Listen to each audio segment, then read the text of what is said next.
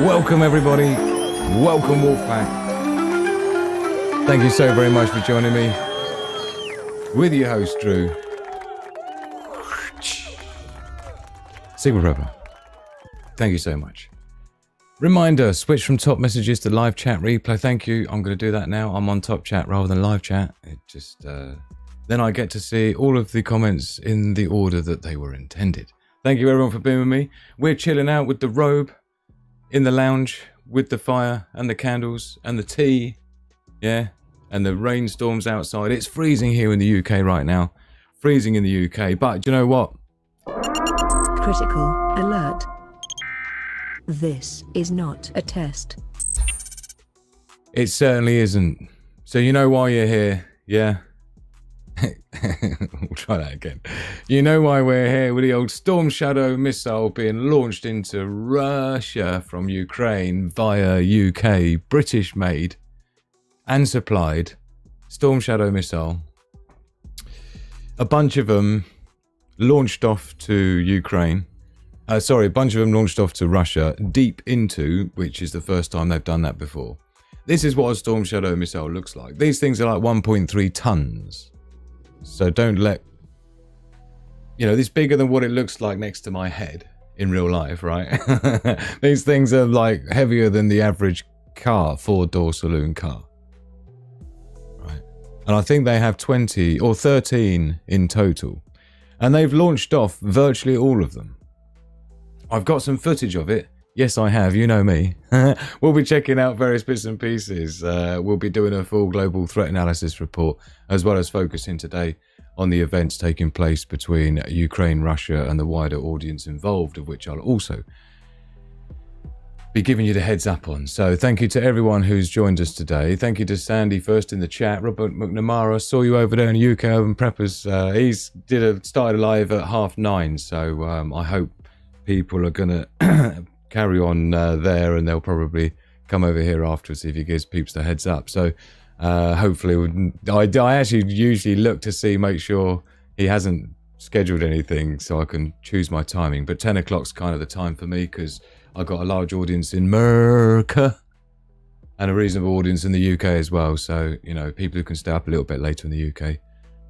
But obviously 5 p.m. UK time we go, Eastern time we go live. Which is 10 p.m. UK. GMT. The West is embarrassingly unprepared for the fallout to this.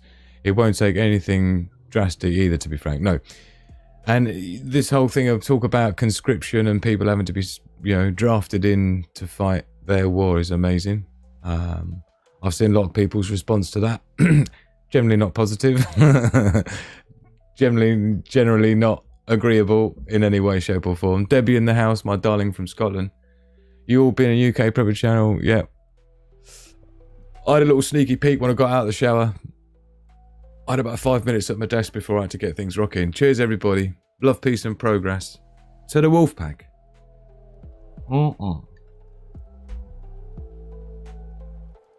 Abby Limpet in the house. Evening, my darling Kazza, my favouriteest person in the whole of London. I'm going to show you something later on, Kazza, and, you know, I don't want you to be worried or alarmed or anything like that. I'm only saying that because of your location in London.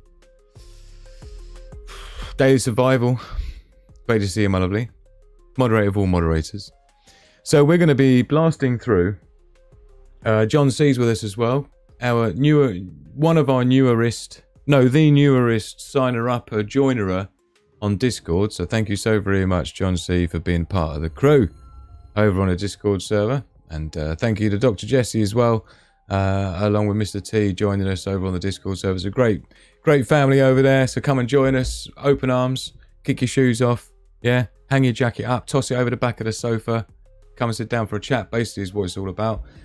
So this is the Sigma Prepper Discord server. Every one of these rooms is absolutely filled with prepping information, survival information, stuff that's going on around, and so on. So thank you to those that have joined in. Also, a big thank you to Pat as our newest Patreon VIP member.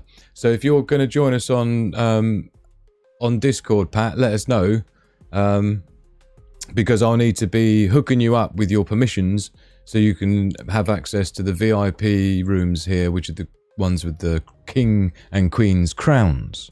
You will be crowned, Pat, as you enter. Yeah. And then you'll suddenly see those rooms over there, which is where we have our after parties and private chats and stuff like that. So thank you for joining us as a Patreon VIP member. Really appreciate it. Thank you, Daily Survival, keeping the links flowing. They're all in links and all in the description below as well. So what we're going to do then is we're going to blast through, do SHTF Intel Global Threat Analysis Report. We'll kick it off with that, and then we're going to get a bit more deeply into the Storm Shadow missile situation, what that means to everyone, why we think that's even happening and the escalation is happening now, and so on. So we're going to be answering all those questions, or at least we're going to be asking them and talking about them. I don't know about answering them. And we'll also open up the chat lines later on in Discord, so you better join as a live guest if you'd like to talk to me about anything we're talking about tonight. But in the meantime, we need to get into it. So let's do it while I take a sip of my tea. Global Threat Analysis. Don't go anywhere.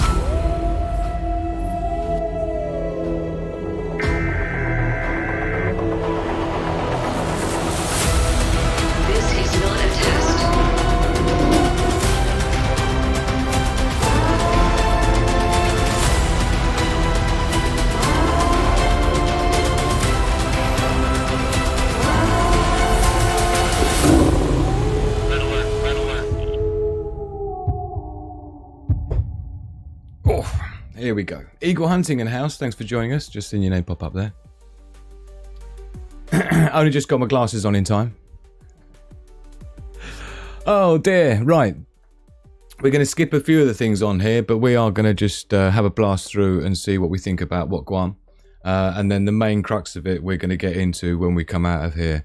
And then we'll get into it and show you a few bits and pieces. And then we'll talk about it, and then we'll have a short break.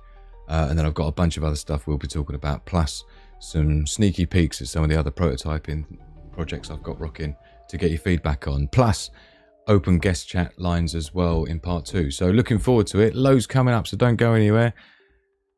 Share it on your social media so you can get your friends in here to come and join you, and come and join us live in the chat. And let us know what's going on near you as well. So let's have a look at the headlines then. This is the you-know-who. Ukraine fires UK-supplied Storm Shadow missiles into Russia for the first time. The UK government is not commenting on the reports, but the Defence Secretary says, quote, Ukraine's action on the battlefield speaks for itself. Bum, bum, bum. Fury in Russia at serious escalation of missile move. Absolutely, and to be honest, rightfully so. What are the Storm Shadow missiles Ukraine has fired into Russia? So we'll have a look at some of these reports just to get us warmed up, right? And then we'll start getting into the nitty-gritty and the details of it. You know, we like to delve into it and ask the bigger questions of larger meaning. So you see what I mean about the size of this thing, right? This isn't, you don't mess about with it. This is like proper, yeah? And there's only a couple of fighter jets and things that can launch them. These are like air-launched missiles, so they're released from a fighter jet typically, or some form of bomber. And again, like I said, 1.3 tons, 1,300 kilograms these things are. So you need a pretty sizable aircraft to even, as a payload, right, to launch it. What is Storm Shadow? Storm Shadow is an Anglo-French cruise missile with a maximum range of around 250 kilometers. I've seen about 350 kilometers talked about as well, 200 miles. They're reckoning 155. The French call it Scalp. It's launched from an aircraft, then flies at close to the speed of sound, so it's not a hypersonic or anything like that. We haven't figured that out yet. Russia's figured out hypersonics. We haven't. We being the West, NATO as a whole. Hugging the terrain before dropping down and detonating its high explosive warhead. I mean, it's a sophisticated cruise missile, don't get me wrong, but it's not hypersonic, and it does have its own defenses against being taken down. Storm Shadow, made by manufacturer MBDA, is considered an ideal weapon for penetrating hardened bunkers and ammunition stores, such as those used by Russia in its war against Ukraine. Now, what I heard through the grapevine, right? What I heard is that one of them hit a weapons depot, which is exactly what the purpose of this is, type of thing. Ideal weapon for penetrating hardened bunkers and ammunition stores. I think there was an oil reserve, or it wasn't a refinery, but I think it was an oil reserve that was hit as well. But we'll look at that a little bit later. So, but each missile cost nearly $1 million. It's more like £1 million. So I'm already these numbers that aren't matching up to anything else that people are talking about. But mind you, it is BBC, so it kind of explains it, doesn't it? So we're going to take everything that we talk about today with a pinch of salt. We're just going to assume everything is pretend, right? It's all just for show. It's all just for entertainment purposes. So they tend only to be launched as part of a carefully planned flurry of much cheaper drones sent ahead to confuse and exhaust the enemy's air defences, just as Russia does to Ukraine. So the thing is that because they're quite costly, you have to be quite picky about where you're sending them, right? Like typically you need to be choosing your targets pretty carefully, because you can't be spending £1 million, right? $1 million on a target if it's not a very important one. And to be honest, I don't want to put myself out there, but I'm going to, because you know me, right? By looking at what was actually hit and the number that were fired based on the total stock that they have, which is not many, they fired probably about half of all of the missiles that they had from us, the UK. And I'm talking like 13 of them or something was launched. Again, it's suspected, right? So you're talking tens of millions of sheets that have been spent. I wonder what the carbon footprint is on one of these things as well. Why does Ukraine want Storm Shadow? Its most immediate priority is blunting the expected Russian counterattack on Ukrainian positions in the Kursk region of western Russia. But Ukrainian cities and front lines are also under daily bombardment from Russia. You see, they always have to...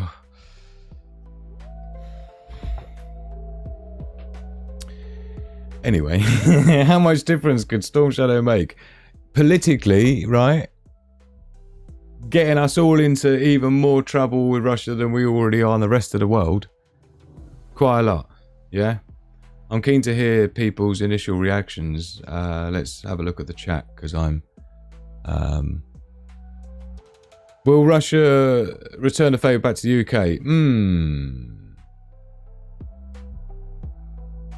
I want to, do you know, Kaz, I want to say they already are. But we're talking in more fourth and fifth dimensional warfare terms, which again we'll get into in part 2 as a big part of the World War III chat that we're going to have about what I think or not, right? Sandy's loving the SHTF Intel intro. Good, because it took me about 3 weeks, I reckon, to make that. I shouldn't say that. It took me a day. There you go. It took me a day to make the intro sequence to this. Mr. Atom Blue, great to see you. Great to see you.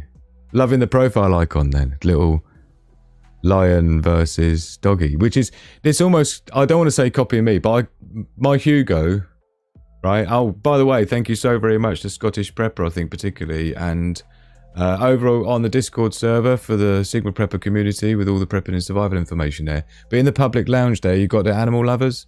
So thank you to those that have contributed on there. This is what I was going to say, Atom Blue. Look, this is Hugo, but we call him Hugo Bear. So it's interesting how you got your Hugo Lion Bear. Yeah, and your profile icon's got like a lion with a doggy bear. But yeah, thank you so much, Scottish Prepper, getting his huskies on there. Look how cute these little things are. Yeah. See, we've got to get a mix of positive and nice, lovey vibes along with the Storm Shadow missile vibes. So we're just blending it together, right? And we got Purple Flurple here with JD. Her dog's about 17 years old, right? More than 17 years old. Eating egg yolk. Look at him go. 17 years old. Yeah. Proper Wolfpack member. And then we got, this is from Jesse actually and Mr. Teeler. Look at the cuteness on that. A very unusual ear shape, I will say. Must be a species of cat I'm not that familiar with, but beautiful looking. I don't like to have favourites, but I think this is my favourite. Sorry to say. But anyway, get your doggies in there and your pussycats. You got Osprey Tom as well, who's helping to round it off. And look at John C in there. He's got a Cane Corso, which is what we would probably end up getting after Hugo Bear. To be honest, we've always had big dogs. And a Cane Corso is a good subtle breed. So anyway, get yourself in there. You know, we're all animal lovers here. It's nice to have everybody share. So I just wanted to say a quick thank you to those that have shared your animals over on Discord server. Let's have a look and see who we got in the live chat. John C. Russia's hypersonics because they've been shot down by Patriot. You forgot a word in there, John C. You forgot allegedly. Yeah, Russia's hypersonics are allegedly shot down by Patriot. Everything's allegedly. The first thing to be lost in wartime, don't forget, is the truth, right? Blue Raven in the house. Great to see you. There's old Kelly. Look, thank you, my darling, for joining us. Good to see you. Pinch of salt, or as I say, pinch of, yeah. Robert McNamara, no problem. You know, cost doesn't factor when it comes to Ukraine. We'll look at that again in a minute as well, but I'm going to do that after we come out of the global threat analysis. There's Danger Bob in the house, on a roll, the dailies I see. I'm doing a daily challenge. I'm going to see if I can do an appearance every day until the new year. Did I just say that out loud and commit myself publicly? I think I might have done. But secretly, between you and me, Danger Bob, that's secretly what I'm trying to do. Right? I'm trying to build up my discipline levels. Oh dear. By popular demand. Are the French supplying any? Do you know what, Steve G? We'll check it out in a minute. We'll come out of this and I'm going to go into some other things in more detail in terms of the Russia-Ukraine thing. And we'll be doing guest live chats as well. So if you'd like to join us live as a guest, you can do that. Over on the Discord server again, we've got it dialed in. Look, if you come down the bottom, you'll see here live guests. If you can jump into this one here with the little clapperboard, live guests. You won't see this live connect. I've got to drag you in there and then you'll be live, right? But that's your waiting room basically. And let us know in the live chat if you fancy coming on live and talk to me as a live guest. Just audio, so there's no pressure with video and all that stuff. But it's like calling on the radio shows. You know, people just call in on the phone. It's like that, but just Discord, right? So obviously if you're rude, then it will be cut very short. If you're interesting, then it will go on endlessly is usually how it works, right? So Niagara Falls, Canada, Steve. Yeah, I visited Niagara Falls not that long, well, I say not that long ago, about 5 years ago, I suppose. My sister lives in Canada. So when we went to visit last time, we were with our son, we spent about 2 weeks there and we went down to Niagara Falls about 3 nights, I think it was. They got like a little Las Vegas-y place down there, haven't they, Steve? You been down there at Niagara Falls yourself? Did the whole boat thing with the anoraks and all that? Getting Niagara Falled on in the boat. Oh, Lion Rhodesian Ridgeback, is it? We had a Rhodesian Ridgeback cross Japanese Tosa Inuit when we were living in Cyprus. Tuck by V1, great to see you. Great to see you. Thanks for joining us. Looks like my Zeus, says Robert. Zeus was like a staffy, wasn't he? Tonnet in a house, great to see you. It's been a couple of weeks. It's been crazy busy in this crazy life of mine. I'm listening while I look in occasionally. Well, absolutely honoured to have your attendance, Tonnet. There's my beautiful Noelle Marie. Hello, my darling. I'm watching at work for a change. Still looking forward to our one-to-one catch-up, Noelle Marie. We've got loads of stuff that's been going on that we need to catch up with, so no excuses, girlfriend. Yeah. And I tell you, some of our new subscribers, Noelle Marie, that I met the other night, yeah, Mr. T and Dr. Jessie, and she's from New York, and she's Italian New York as well. You and her are going to get on like a house on fire, Noelle Marie. So yeah, really enjoy, really pleased how the Wolfpack's growing and how the community members over on Discord and everyone's just best friends straight away the minute they get in there. So great place to be, so thank you so very much. Allegedly, says John Sealer. Oh, man. So I have got some things I'm going to be sharing with you.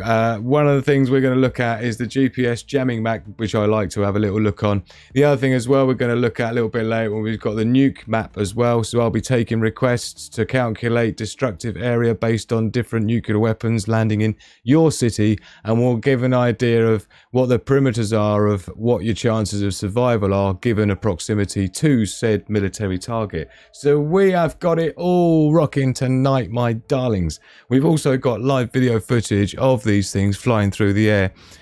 So should we have a look at one now so we know what we're dealing with, right? Now these things are pretty hardcore, I've got to say. And it does, it's interesting when you see when you see and hear the footage of these things flying through the air, you have to wonder to yourself what it would be like, you know, in proper wartime. You know, we've seen the video footage, we've all watched Saving Private Ryan and stuff like that, right? But in terms of modern day warfare, with the hypersonic missiles, with the high speed, terrain hugging missile defenses going on, plus with all the drone technology as well that the soldiers out there are dealing with, let alone things like the Boston Dynamics crazy robot dogs doing their thing with all sorts of arms attached to them. I mean, it's just, what? Like thermal cameras from space tracking you down and shit. I mean, it's not looking good, man. It's not looking good. So let's have a look then, and I'll give you an idea of what these things look like and sound like when they're absolutely super duper buzzing through the air. Check it out.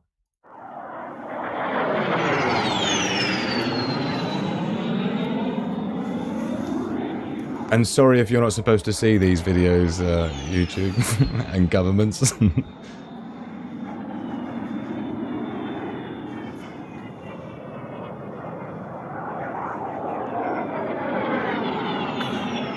I mean, they sound pretty hardcore, gotta say, and they are pretty terrain hugging, but they're launched from an aircraft, from a distance away, and then obviously they carry on from there and go to a lower altitude and hug the terrain down. But these just one after another, right? And equally, there's footage that I've got of what it looks like when they land, which is not a good look. Let's have a look. This is probably one of the better ones. I've got about five different versions of it, but this is one of the ones that's floating around. Вот, блядь.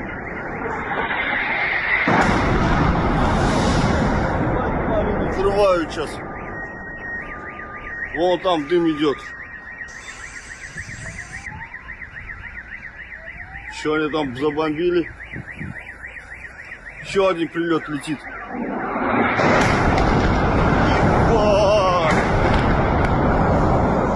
Can you imagine dealing with that?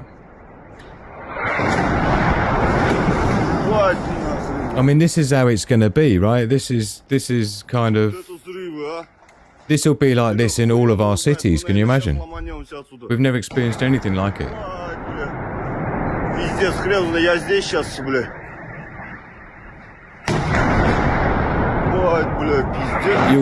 You'll see smoke rising in a minute, and that I think is from the oil depot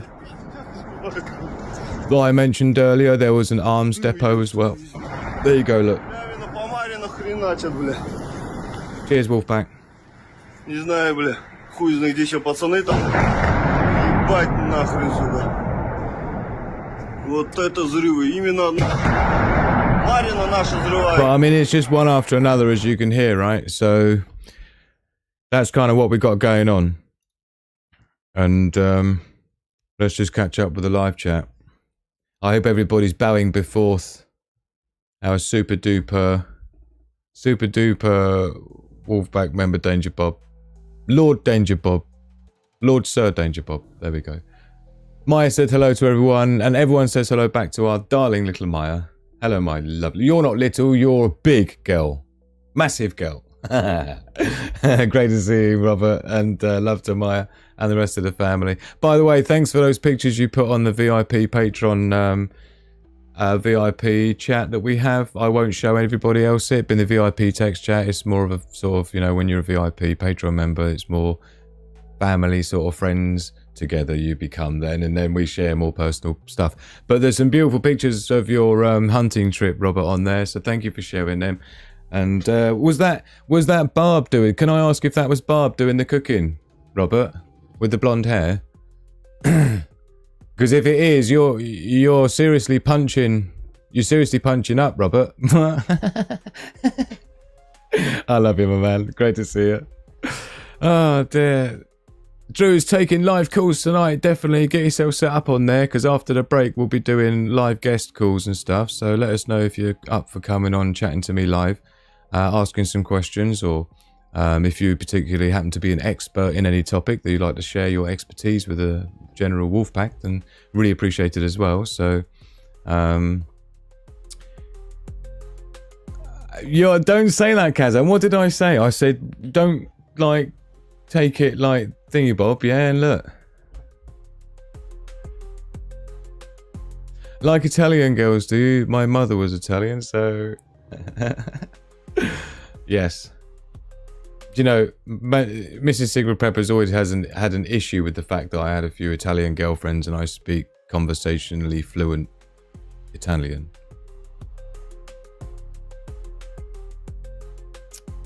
So I can't admit to liking the Italian look.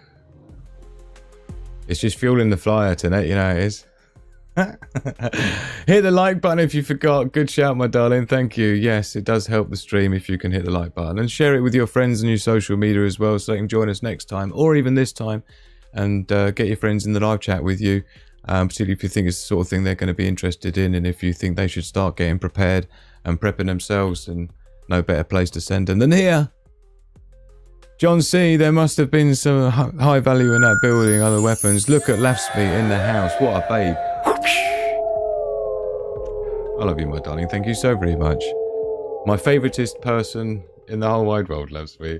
And look, twice in a row as well. No messing about. Yeah, thank you to UK Urban Prepper as well. He did a show earlier tonight, a little bit earlier than me.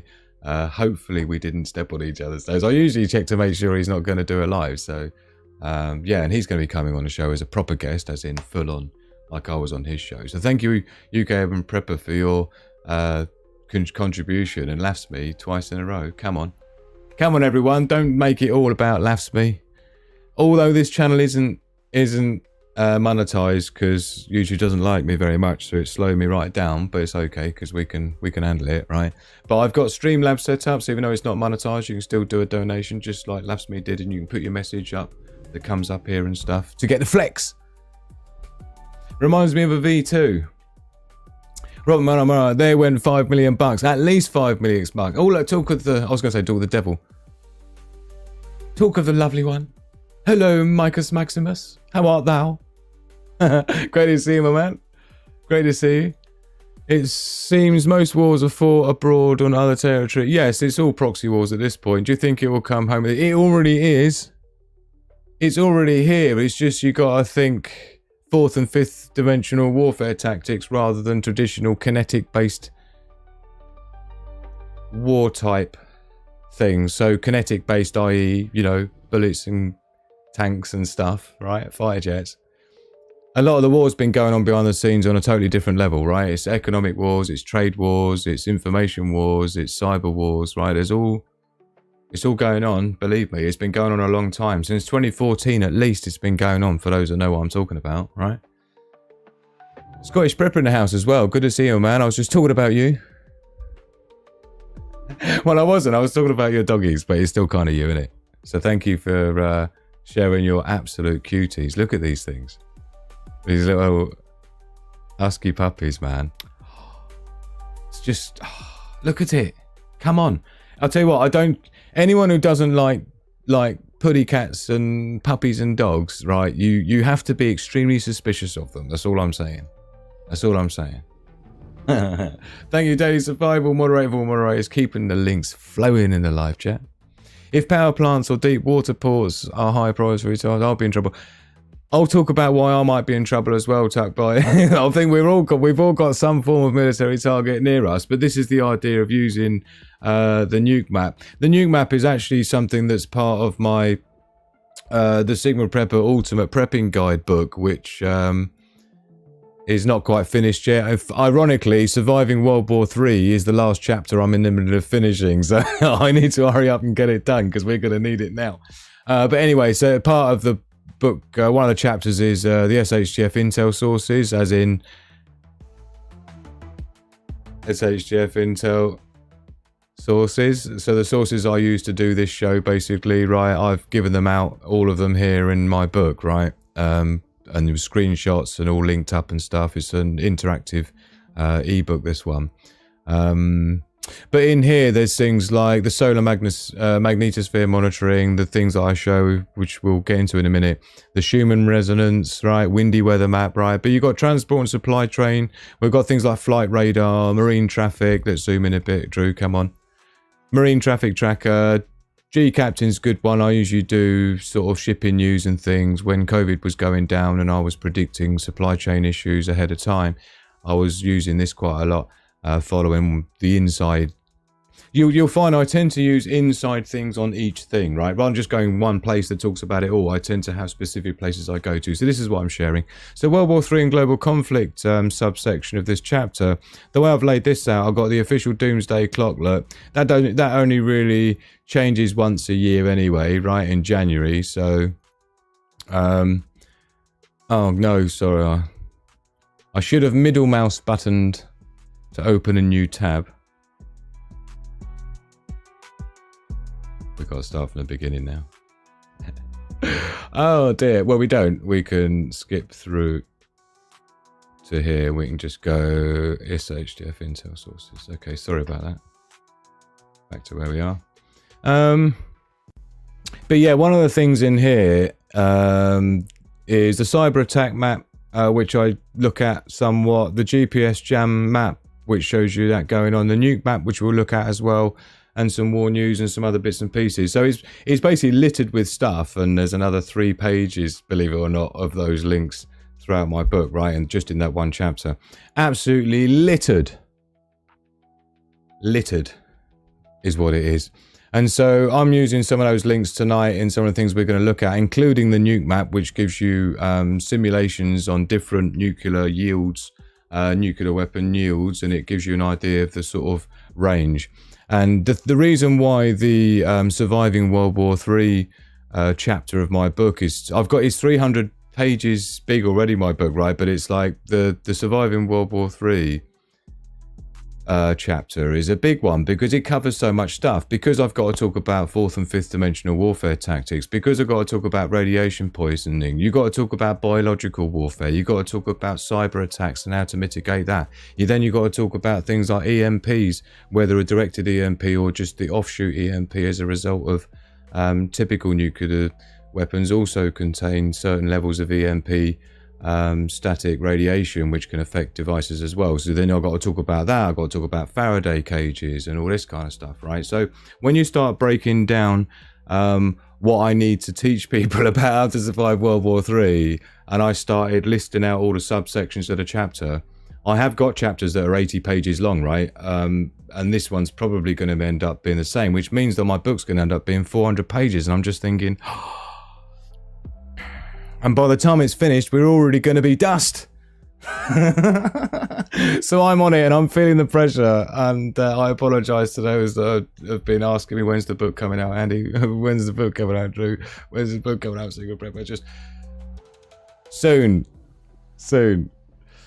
Loves me. Pausing work to say hi and send some sheets, then back to work and listening. Such a babe, loves me. Thank you so much for your support. Really couldn't be here without our VIP Patreon members. Really couldn't. So thank you to those that support me. Even if it's just the 15 cents a day or $5 a month or whatever, really appreciate it. And again, Pat being our newest Patreon VIP Wolfpack member. So what can I tell you?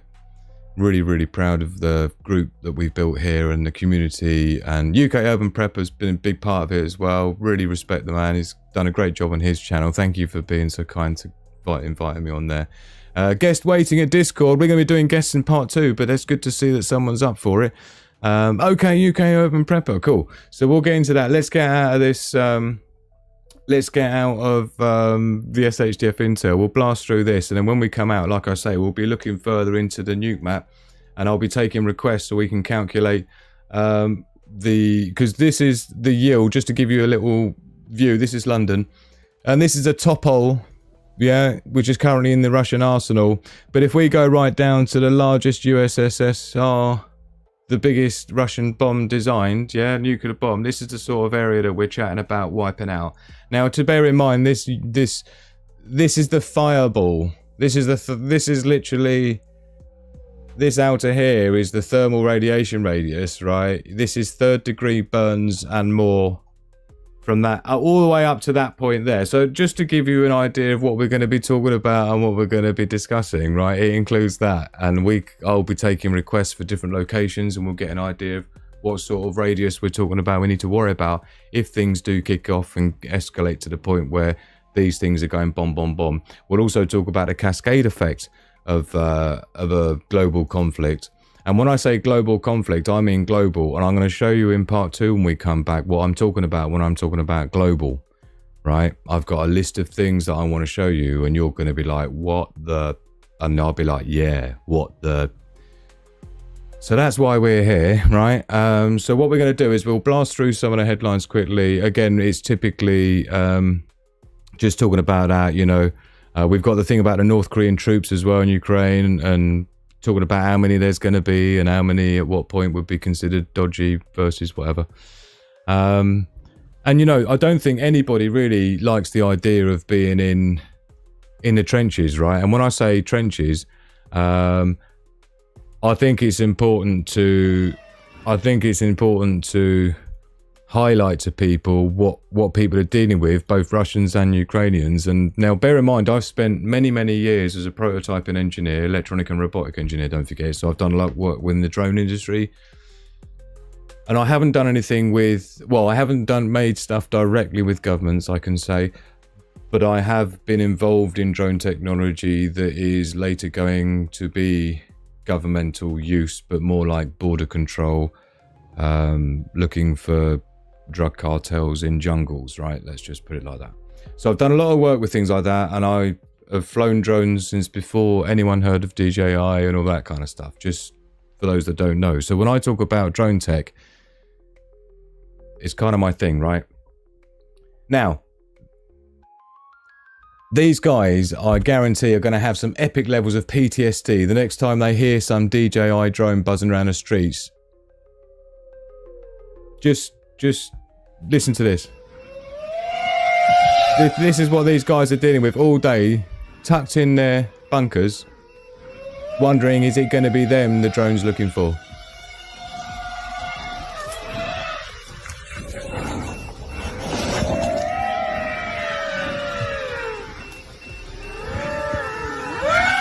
Look at his hand shaking.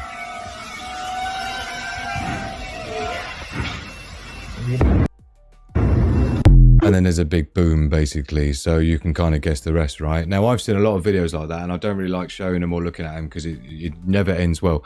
But can you imagine being tucked up in somewhere like that, right? And just listening to them things flying overhead all the time. And you must have seen those videos where them drones are going straight into a truck full of dudes. And you know it's going to be catastrophic looking afterwards. It's just absolutely gnarly. Just the thought of being in the ditch and hearing them drones flying about all over your head and stuff all the time, I just think is really... I mean, don't forget, we've got other things we've got to be worrying about dealing with as well, which is just a matter of time, which we could even see this time round. Not this time round. We are seeing this time round already the use of robotics, and I mentioned earlier the Boston Dynamics robot dogs and stuff, right? But we're talking about this kind of thing, yeah? You're going to be dealing with that. Now, the benefit of using something like this, even if it's not as good as a soldier, this is a little bit like my own sentry turret that you saw the other day on the top of the dog, right? I'm building my own sentry turret. The robot dog is... subject to budget. But this thing here, look, right, it doesn't take much. The benefit of having the robot dogs, of course, is the fact that you've got complete and utter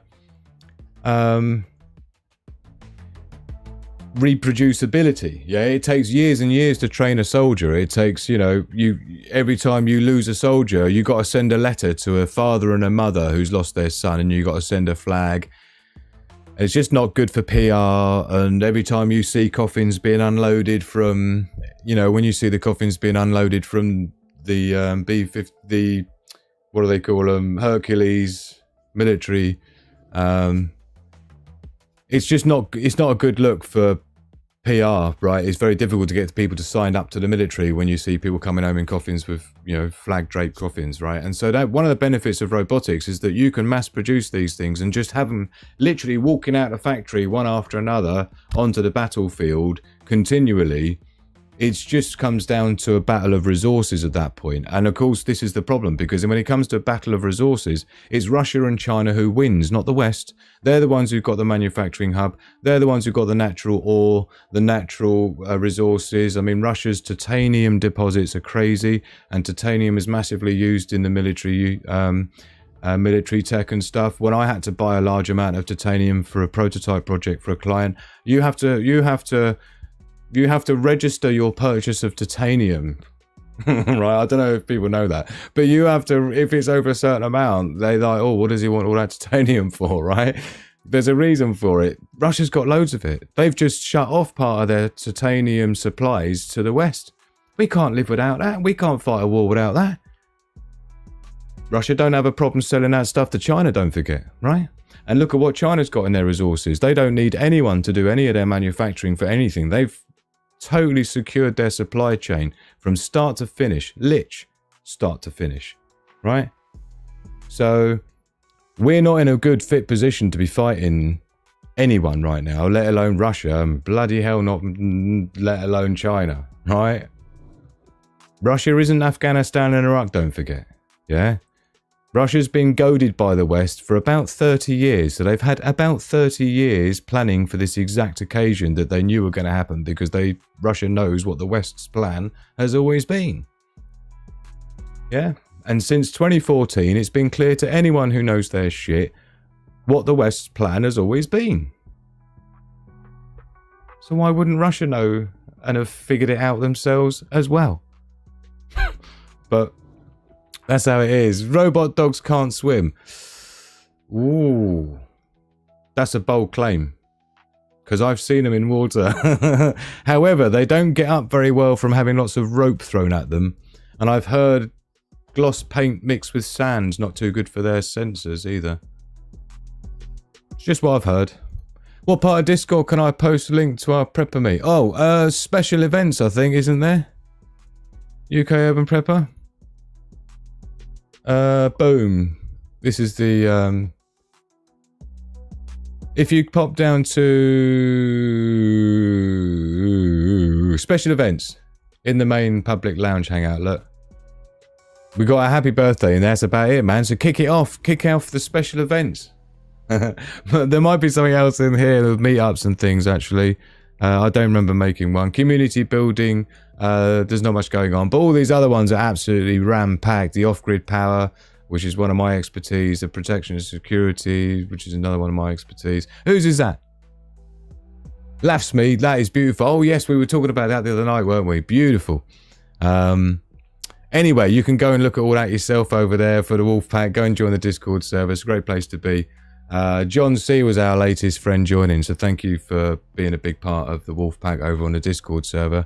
And that's also where you go if you want to come on the show as a live guest, which we'll be doing straight after we come back from part 2, for part 2 from part 1.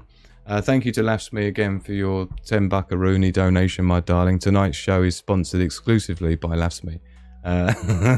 So what we're going to do is have a little blast through, no pun intended. We'll have a look at the watches to see what's going to hit us in terms of rain getting swept away or wind or anything like that. We'll check out our sun and see what it's doing. Don't forget, we've got that sunspot we need to keep our eye on because it is coming in earth facing. Bomb cyclone set to explode off the US West Coast. Laughs Me, Connie, Danger Bob and a few others of our American friends over on the West Coast. So, you know, health, safety, well-prepped vibes going out to you, my darling, and darlingettes, and darling in-betweeners. Over 120 schools closed in the UK as snow covers parts of Scotland.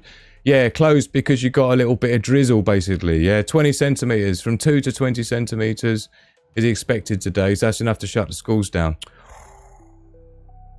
It's just embarrassing, isn't it? Eh? Please subscribe if you haven't done already. Believe me, if you don't subscribe, you will never see this channel again because YouTube's never going to let you find it. It's just how it is. Even if you do subscribe, you're going to have to check it because it has a habit of unsubscribing people. YouTube unsubscribed 9 people in the last 24 hours.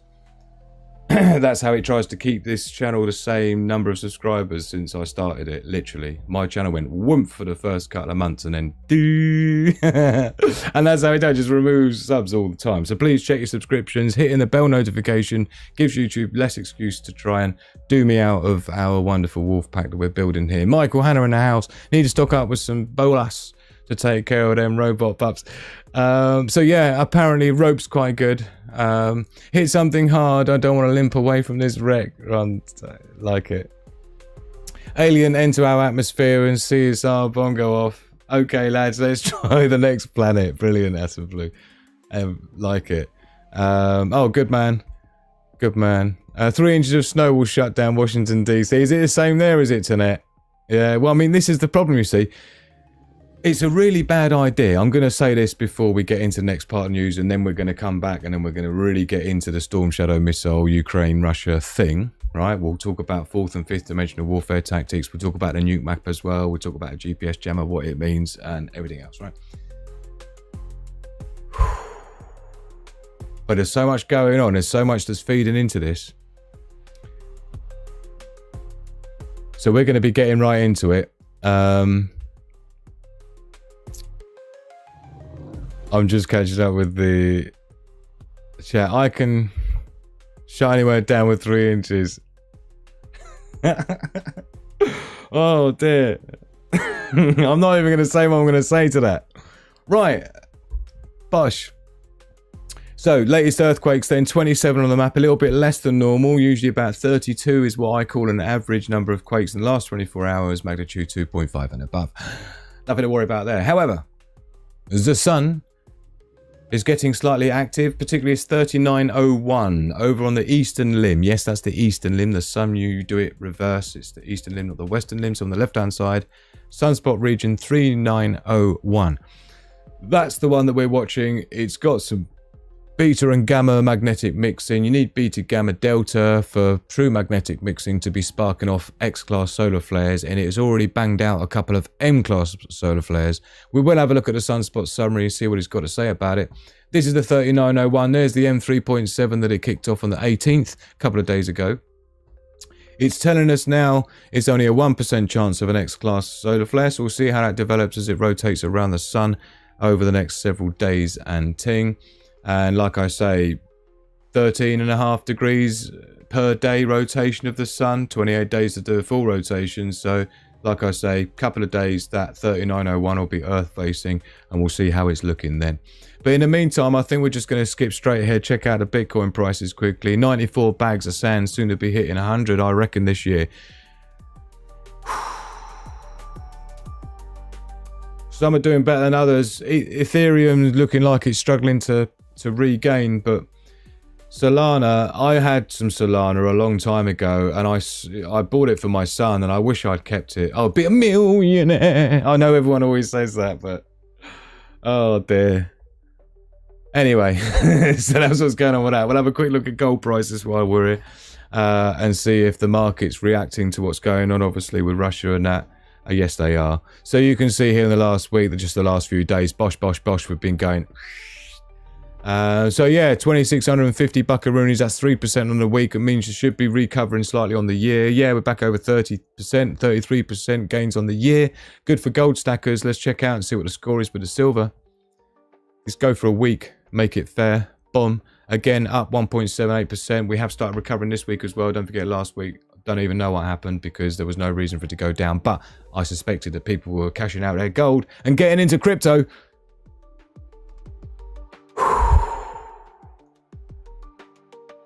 And ting.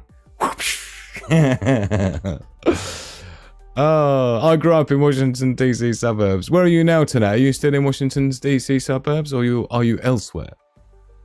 No storm threat here in Southern California. Day 185 without rain.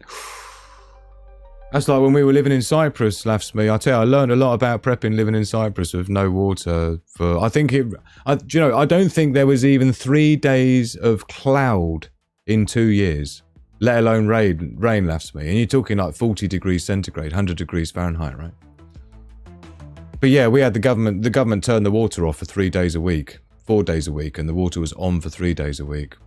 For more than a year, we lived like that. And it's like, it reminds me of that quote. You appreciate the value of the water that you must carry yourself. You appreciate the value of the water that you must carry yourself. It's like an African proverb or something. But yeah, totally. Like when me and my mates used to do a bushcraft camp, right, and we'd do like wild camping for like 3 or 4 nights, and there was like 3 of us usually, sometimes 4. And I would take my aqua roller, which is like a big 40-litre rollerball drum, if you like, with rubber tires on it, and it's got like a bearing axle with a handle, so you can just wheel it along. You see them on campsites and stuff, right? Camping grounds. And I used to bring one of those every year, and the effort, even though it's an aqua roller, which is not the cheapest thing, but it is the most convenient for taking large quantities of water around without having to carry it, right? But rolling that thing through the woods, right, through the cornfield, and where we used to have to go to get to the land where we did our wild camping. I've got a new location I go to now. But like having to bring, like there's a few dead trees that you got to bring it over. And I tell you really value that water supply on your camp when you've had to drag that thing through like 2 miles of dense woodland with crap everywhere and ditches and ravines and little streams, right? But that's what I love about the wild camping, is it prepares you for the potential for a bug out, because it's not as easy as people think, right? Of 20 years of doing bug out, wild camping and all the rest of it, right? I can tell you now, every year I'm refining my kit. Every year I've learned something new. Every year I've got a new product idea. Yeah, for a reason, because there's so many problems to solve. It's not as easy as you think. There was no water in Cyprus when I was there, so drank San Miguel instead. Easy fix, John C. Easy fix. So, what else are we going to talk about? Nothing, because we've got to get into the Storm Shadow stuff. I've got so much to show you and so much to talk about. So I just wanted to do a quick SHTF Intel report with your host, Drew. You know how we do. In the meantime, don't go anywhere. 5 seconds and we'll be there.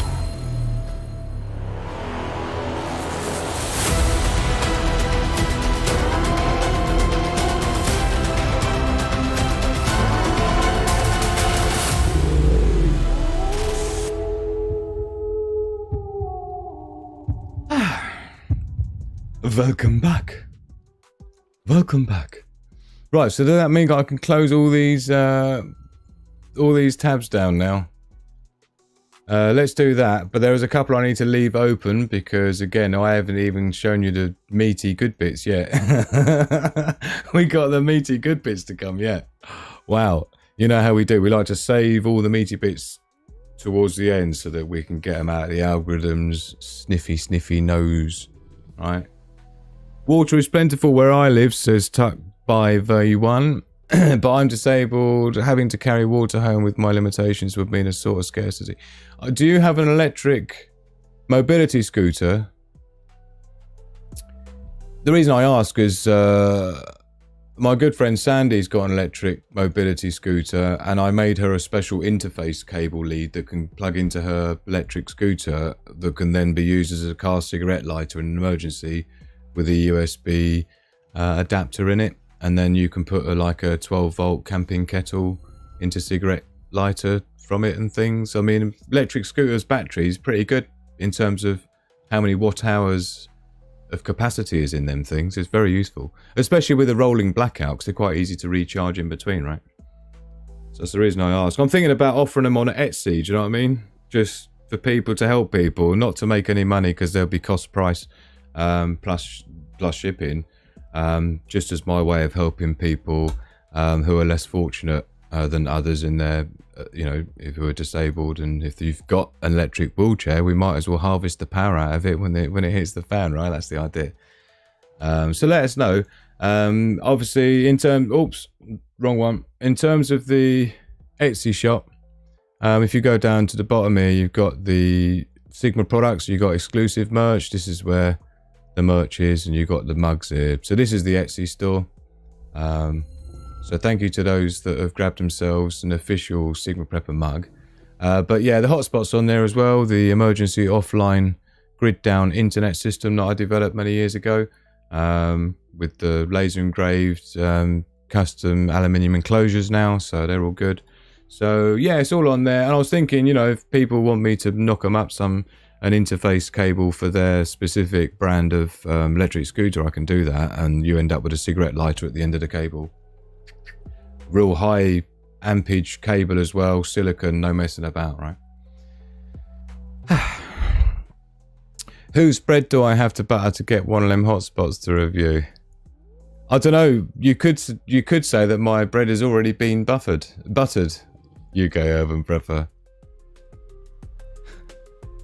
My mobility screw is awaiting parts, but yes, I could probably 50 kilogram in a wagon. Well, I tell you, the reason I say that as well is that my aqua roller, I've got some footage of it somewhere. I did a whole cinematic sequence for another channel years and years ago of my aqua roller for prepping. That doesn't exist anymore. And I've got it somewhere for those that don't know. In fact, it's probably easy to find on Amazon, isn't it? When you see what I'm talking about. Aqua roller. And the thing is, you see, here we go. It's all right. I can hook it around the back of my seat post on my e-bike, right? So theoretically, I can get the e-bike down to the lake. Here we go, look. You see, it's got this. Oh. You see these? This is an aqua roller, look. Sorry, it's so small.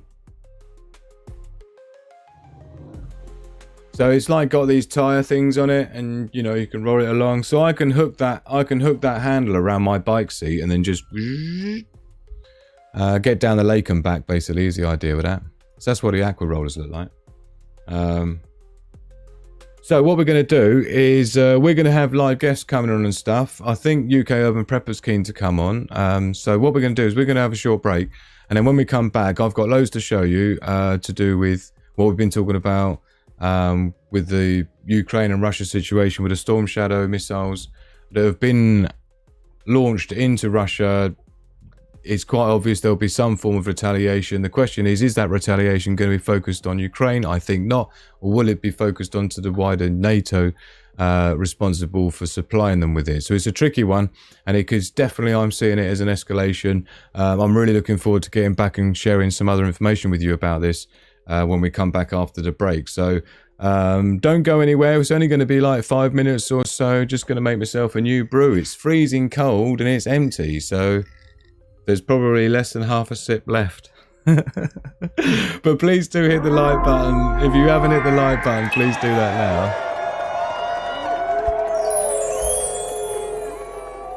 now. And yeah, so what we're going to do is go for a short break. Don't go anywhere. 5 minutes, we'll be back. And we've got loads more to get into, plus live guests calling and anything else that goes. Have you seen those before? I don't think people in America are particularly familiar with the aqua rollers, but yeah, perfect for, you know, camping and bushcraft for me, you know, doing wild camp when you need to get through the woods, through cornfields, you know, carrying 40 kilograms, don't forget, 40 litres is 40 kilograms, right? So anyway, we're going to be back in 5 minutes. Don't go anywhere, hit the like button, and I'll see you in 5. Welcome back, Wolfpack. Ooh. What a mad rush to the kitchen and back. Thank you so much, everyone. All the talk of biscuits and cookies in the chat. I'm liking UK Urban Prepper's idea, though. Etsy shop needs tea bags in it and Drew's brews in it. The Drew brew. This is the Drew brew. Double tea bags. Extra milk. Yeah, the Drew brew. In the official Sigma Prepper mega mug. 20-ounce mugs that should be last me through part 2. So, love, peace and progress to the pack. Thank you everyone for being with me. Love to you all. Cheers. What a bunch of beauties. I've got loads of stuff all over the place here. There were some things I was going to show you, but of course the reason really why we're here. Critical alert. This is not a test. Indeed. We're dealing with this business. Let's try that again. We're dealing with this business. The Storm Shadow missile that Ukraine has launched into Russia, courtesy of the UK, is a British-made one, and we're the ones who gave them it. And we said to them, don't like use them all at once. And what did they do? Use them all at once. Yes, indeed. And using them all at once, Drew, what did that look like? Well, I'll show you what it looked like, and I can let you hear what it looked like as well. And it was, you know, a reasonably... It's a pretty scary sound, I think. This is how they sound flying over.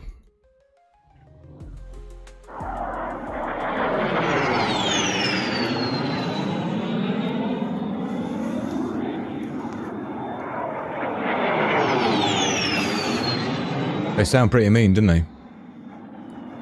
I think they only had 10 to 12 to begin with that we sent them, and I think they've shot them all off at one go, or 6 of them or something. So this is just someone in a farm field, you know, just watching him go over his village, man, basically. I mean, can you imagine that? Just like woof. It's bad news, man. It's bad news. And the UK is responsible for this, really, yeah. Well, actually, the West is responsible for this whole thing start to finish anyway since 2014. So if you know the history behind what's really going on behind the scenes, and what they're telling you is not what's really going on. It never has been. But we can't get into that because we're not allowed. But what I can show you as well is the official footage that's floating about of the of when it actually, the location where it hit.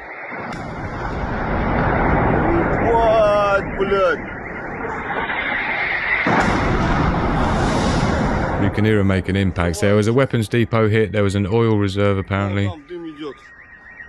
An oil depot. More coming in. Еще один прилет летит.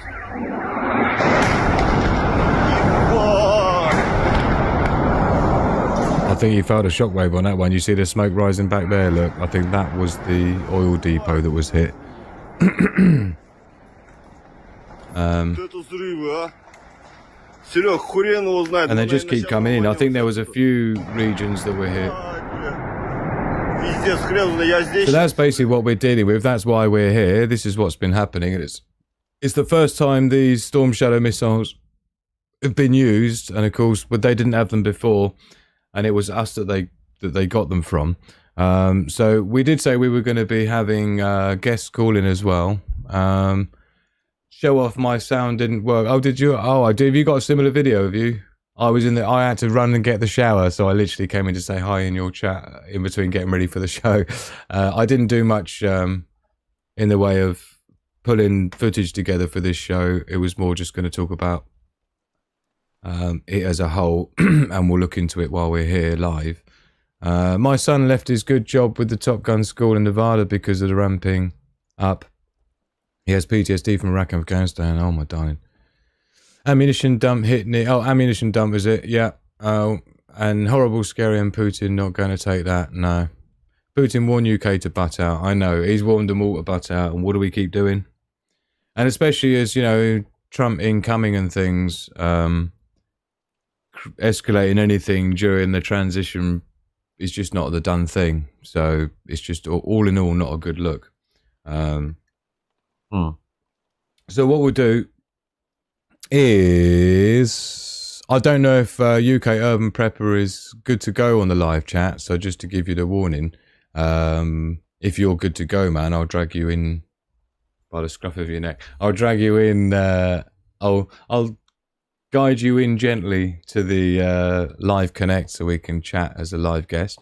So let us know live in the chat if you're good for that and you haven't got screaming kids behind you or some catastrophe going on at the time, and I'll drag you in and we'll see if we can get you rocking live.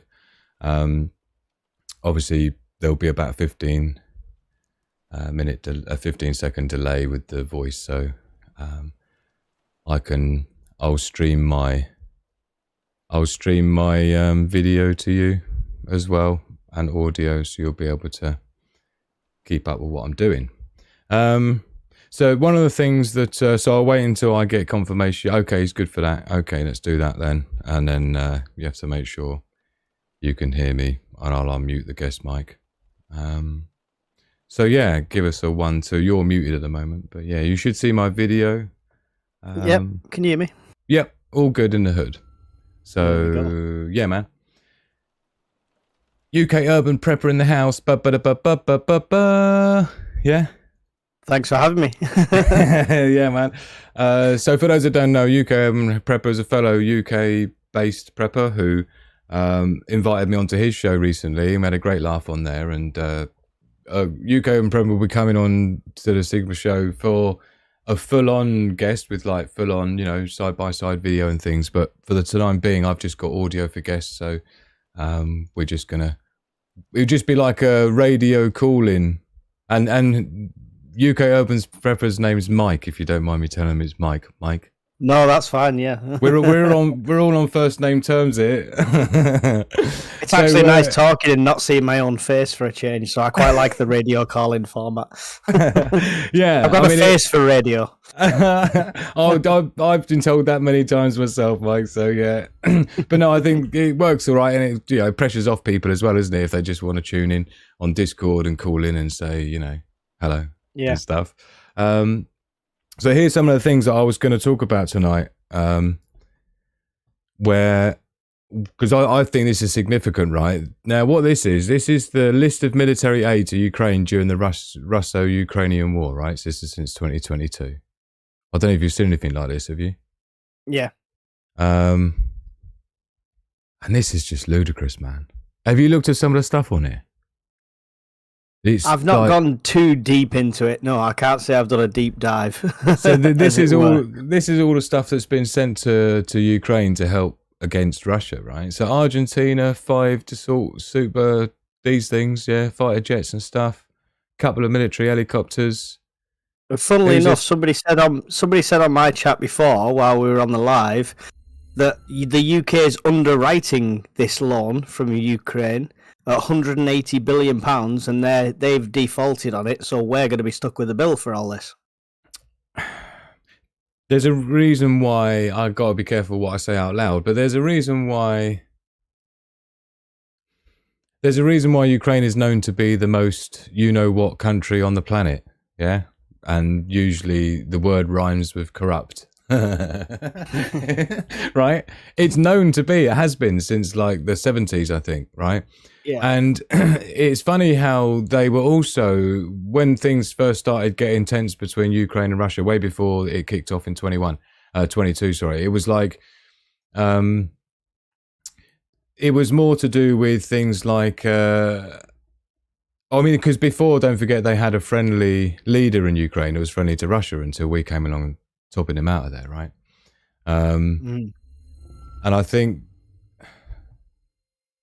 hold on, let me get through this because I've totally lost my train of thought anyway. But so Australia, no, not your fault. I'm thinking about 4 different things in line with it, and I'm just thinking I can't even.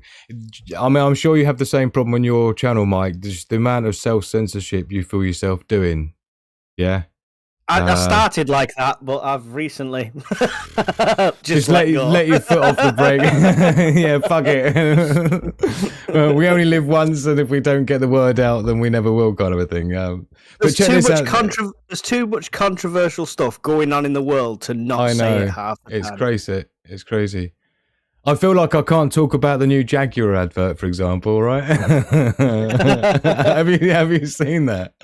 Oh no! And I come from a branding background, right? Is a large part of what I spend my life doing is, in sales and marketing thing for businesses. I've developed so many brands, so I'm really into branding, right? And when I see what they've done to Jaguar as their rebrand, it's like, it's not even a face palm, Mike. It's way beyond that. It's like, So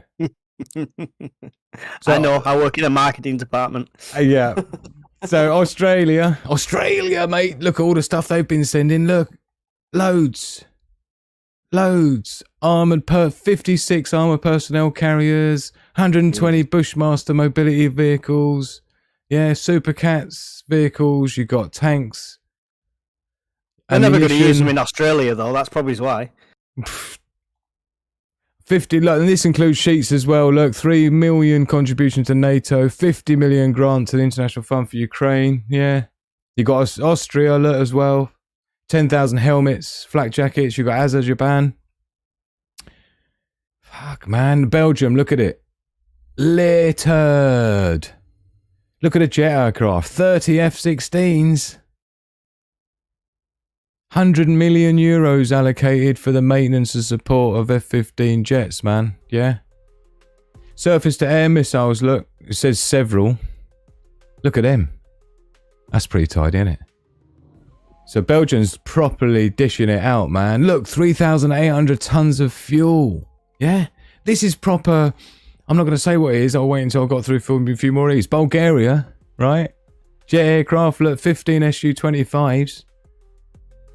Non-functional S-300 missiles to be repaired in Ukraine. It's like you were just saying there, Mike, isn't it? Like the Australian stuff. Yeah, it's probably all fucked. Yeah. We're just You've doing got to it. take 12 inches of dust off it before you use them.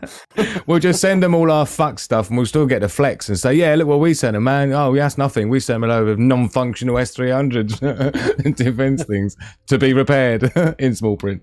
Fuck me. So you got Bulgaria dishing it out. Look, big time. Big time. Cambodia even's in on the mix. Look, who's this massive list? Canada. Oh, Justine with his pink socks, isn't it? It's funny how he can't figure out any money for Canada, but look what he can figure out for Ukraine, look. It's rude.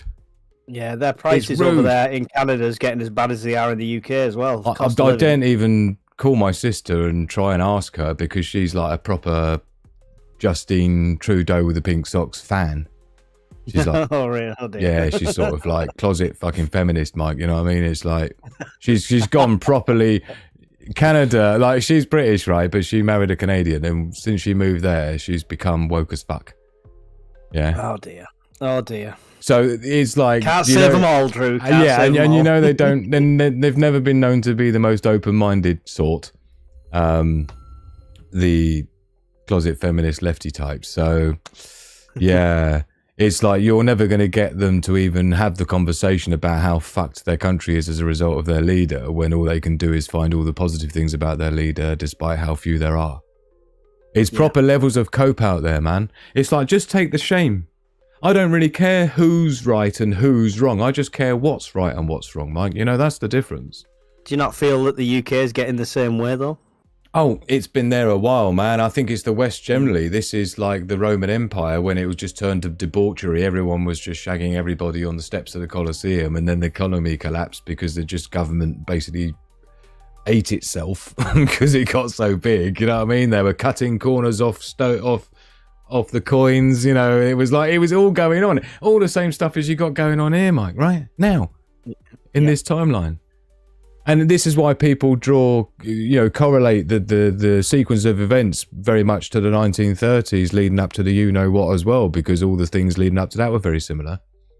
Yeah. But there's some of the similarities are too scary, too close. Yeah. Did you ever see that thing breaking down the... I mean, there's a couple of them in there. There's the one about Lincoln, who was shot in a Lincoln... by a guy called something, and then there's the Kennedy who was shot in a Lincoln by a guy called something, and it was like really messed up. It way beyond. Let me know in the live in the chat if you know what I'm chatting about. There's another one as well that talks about the Titanic, which was a book that basically talked about the Titanic sinking. Although it wasn't the Titanic, it was actually the it was the other one. Sister ship. Yeah. It's sister ship. But we're not supposed to talk about accident. We're not supposed to talk about insurance scams, are we? Oops. Right, so moving on, we got Canada there, Colombia, Croatia. Look at the stuff they're sending. 35,000 small arm fire rifles. Look. Cyprus, where used to be my home, right? Funding for production of 155. It's all this 155mm ammunition. Do you know what happened with that? Do you know the story with the 155mm ammunition? No, go on. Basically, don't have any, right? America struggles to do about 10,000 a month is their capacity, right? Russia does 70,000, is shooting off 70,000 a day, and America can only make 10,000 a month. It's amazing. Wow. And they asked South Korea to help them out, but South Korea have a caveat in their arms weapon sales that they won't legally sell arms to a country that is actively engaged in a war. And it became a controversial thing because America's like, we're not engaged in a war. But South Korea knows that if they sell them, then they are going to end up in the active war. Do you see? So there's certain... And so that fucked them. It meant that America couldn't get hold of 155 mil thingy bob. And this is just back of my mind, Mike, as I'm reading through. I'm seeing all these 155 mil. They're just trying to anyone got any 155 millimeter shells? Anyone? You can imagine them, can't you? It's like trying to get toilet roll 2 years ago. Oh fuck! Who's this? Czech Republic. Look at it, littered. Infantry fighting vehicles, 45 of these things. Look at them tanks, 45 of them. That's sheets, man. 56 of these things from private companies. Yeah. Lots of stuff still to be delivered. Well, there's something I'm going to round up with this when we get to the end, and you're probably guessing what I'm going to aim it at. But look at these, like 30,000 pistols, right? I mean, what? And then you've got a miscellaneous equipment. You've got fighter jets, 19 F-16s. This is good. This is proper stuff, Mike, yeah? Proper stuff. This is like my ultimate Christmas list. Dear Santa. Yeah, it does actually look very similar to my prepping list. This is Denmark, right? Again, I'm just looking at the big stuff. So these 407 Stinger missiles, look, these are like the handheld jobbies, aren't they? Where's the aircraft? Did I skip past it? Air defenses, vehicles, armored, tanks. 40 out of 80 Leopard tanks. Look, I thought that was 1,955 millimeter shells. Then I thought it's not that stark on the ground, is it? But these are the things. These are the things that launch them. Clearly. Oh no, 5 out of 16 135 millimeter shells to go in them. Oh man, it's just a shit show. If we can't get our stuff together for something like this as a small scale proxy war, then how do people think they're going to beat Russia on the grand scale of it when they get together with China and everyone else, right? Estonia. Because don't forget, when they talk about the international community that we're on the side of, that international community is about 9 countries out of 190 at this point. Yeah? Yeah. I mean, Russia's got its own problems with ammunitions and stuff. That's why they had to strike a deal with North Korea, though, right? I didn't know Estonia had transgenders in their military.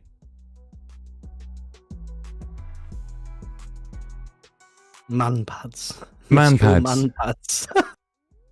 Oh, is that something else, is it? Man pads. Sorry, I thought it was funny.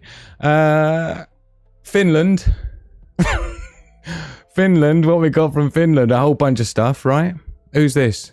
France. Look at how much France is dishing out. They properly want it. Now, I don't know about you, but if I was Russia, I'd be looking through this list, working out which my military targets were most likely going to be. What do you reckon? Yeah?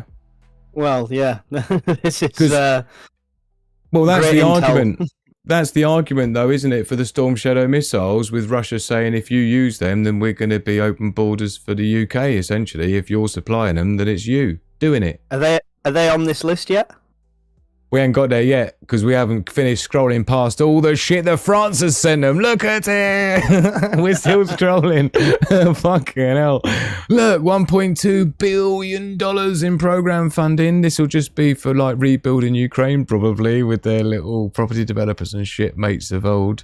Little Macron, as we like to call him. Renault tanks. Little Macron.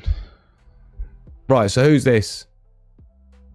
Fuck me, Germany, look at it. I wonder if this is all their old World War II nonsense. They're just, yeah, you can have that if you want. No, we'll keep that, that's alright. That you can have. This will keep. I don't think they had anything left after World War II. No, and I think we already took that, whatever was left. Look, but look at it all. Look, 40 of these, like, infantry fighting vehicles, 54 armor personnel carriers. Look at this. It's like how, like, Russia is holding up against all of this stuff from all these countries. Russia's only got their own stuff from their own country. Do you know what I mean? So you got to give them respect with the letter K, whoosh, and gang signs just for that. Yeah? It makes me wonder how much of this stuff is hitting the front line at once and how much of it is being drip fed in. Yeah. I mean, 28,000 helmets. Look, MiG-29 fighter jet spare parts. This is 2022 stuff. All the way to 2023. Mobile field hospitals, right? Fuck, man. Medical aid, 50 million euros allocated to treatment of wounded Ukrainian soldiers. Look at it all. It's crazy, man. What a waste of energy. What a waste of sheets. Imagine if you just got rid of all this bollocks and what we could do with the homeless and the starving and the elderly and the disabled with all this money on here. And guess what the reduction in carbon footprint would be for humanity, Mike, if we took everything that's on this list and removed it. Yeah. Yeah. Iceland. I just saw 10 tons of AdBlue in the Germany one. No way, really? Fucking how random's that? Oh, and while you're there, Germs, sort us out with some of that AdBlue, would you, mate? Because fuck me. Yeah. Do you want a premium or just want a regular? Nah, fucking premium, mate, innit? Since we're not paying. Fuck me. It's just nasty. Ireland, look. What they sent them? A couple of safety pins and some fucking bottles of beer, probably. They're sending the beer. 5,000. Oh, I was close. 5,000 ready-to-eat meals, helmets, medical equipment and stuff. Couple of Ford Ranger pickup trucks. Plus 122 million euros in it, and it's like, and you've got no money for what's going on in Ireland. Yeah. The financial aid alone is astronomical. Man. There's no wonder Zelensky's got 3 yachts now instead of just the original one from the original deal, innit? Fucking hell. And his missus just bought herself a Bugatti. I don't think it's a green one. Those that know. Lithuania are in the mix. Fuck, look at it. Luxembourg in the mix. Malta's in the mix. Montenegro's in the mix. Morocco's in the mix. Who's this? Netherlands, look at all the stuff they're sending, man. Anti-ship missiles, look. I wish you hadn't shown me this. I'm going to be on this for weeks now, looking at all the random 42 F-16s. I mean, where do they get in the pilots from, Mike? Come on, we know how difficult it is to train pilots. We know how expensive it is to train pilots, right? Well, they come with a ready-made blow-up pilot from whichever country it's supplied. To go in the passenger seat. The rest is it's just automated flying, isn't it? From their dudes who are sitting in the, shipping containers with the joysticks. Yeah. Only worry when it says 42 F-16s and 42 copies of Top Gun DVD. Yeah. North Macedonia, as well as we just had New Zealand there. And then we've got this one here, which is Norway. They look like they're pretty keen. Look, another 6 F-16s. Loads of big rocket launchers and stuff. Unmanned aerial vehicles, look, 850 of those Black Hawk Nano little ones, look, fuck me. They're about $4,500 each, they are. The chat are spotting some good ones. Daily Survival said Ireland were sending 100 Band-Aids. How much is being sold on the black market is this, Michael, isn't it? 100 Band-Aids. Tate will sell his cars now, isn't it? It's just craziness. It really is craziness, I'm telling you. Like, I just don't. And the problem is that this is only going to mean one thing, because if you look at the number of countries involved in this, Pakistan as well, look. And Pakistan's the opposite side to India, and India's the side of Russia and China more than they are the West, right? Look at Poland's like well keen. 14 MiG-29s, look. They've been close to kicking off India and Pakistan quite a few times recently. Yeah, big time. And Poland has been propagandized so badly to be anti-Russian, it's not even funny over the years. So they're keen as fuck anyway, because everyone's like, yeah, go get them.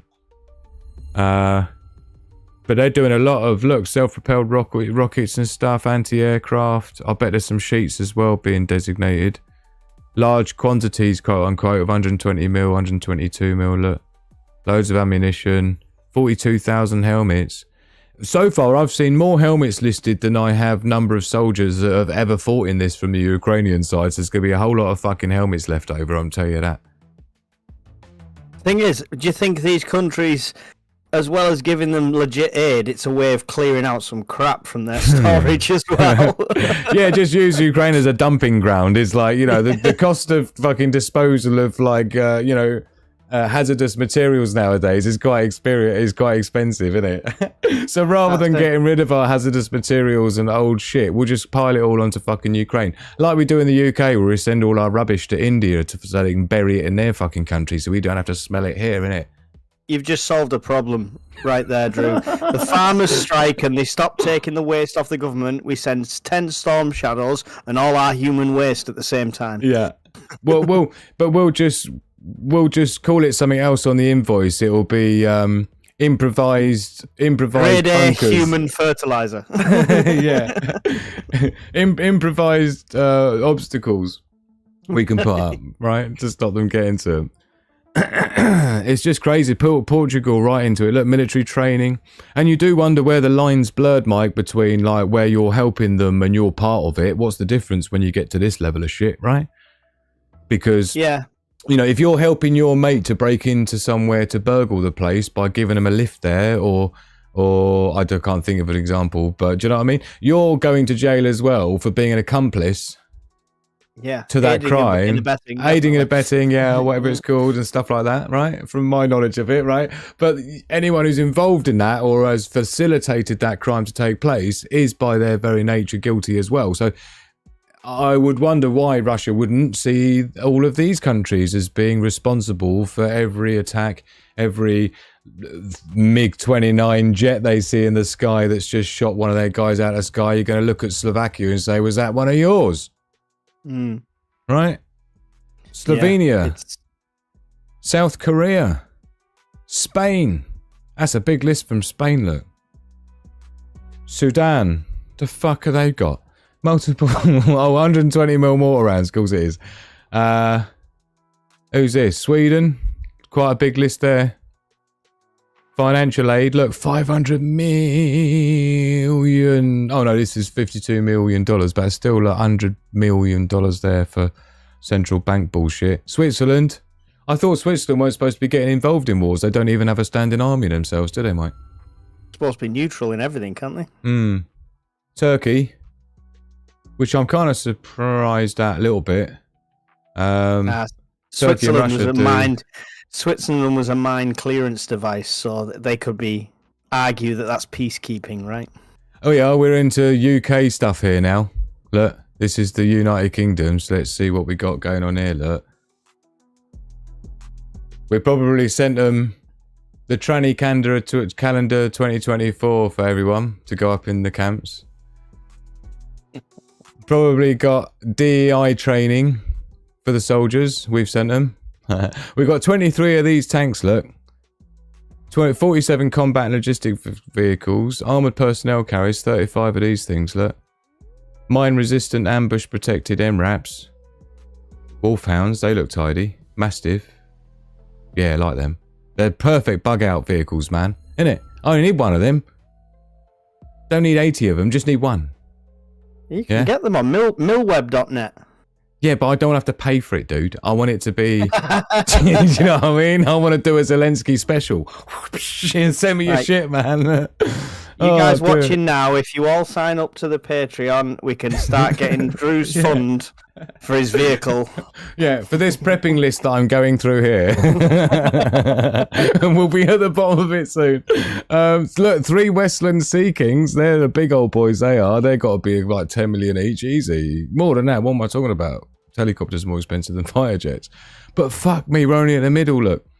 Storm Shadows, and here it is. And here it is. That's what we were looking for. So it says May 2023 here, Mike. So they've had them a while, but obviously it was just recently that they decided that they had the balls enough to push the button.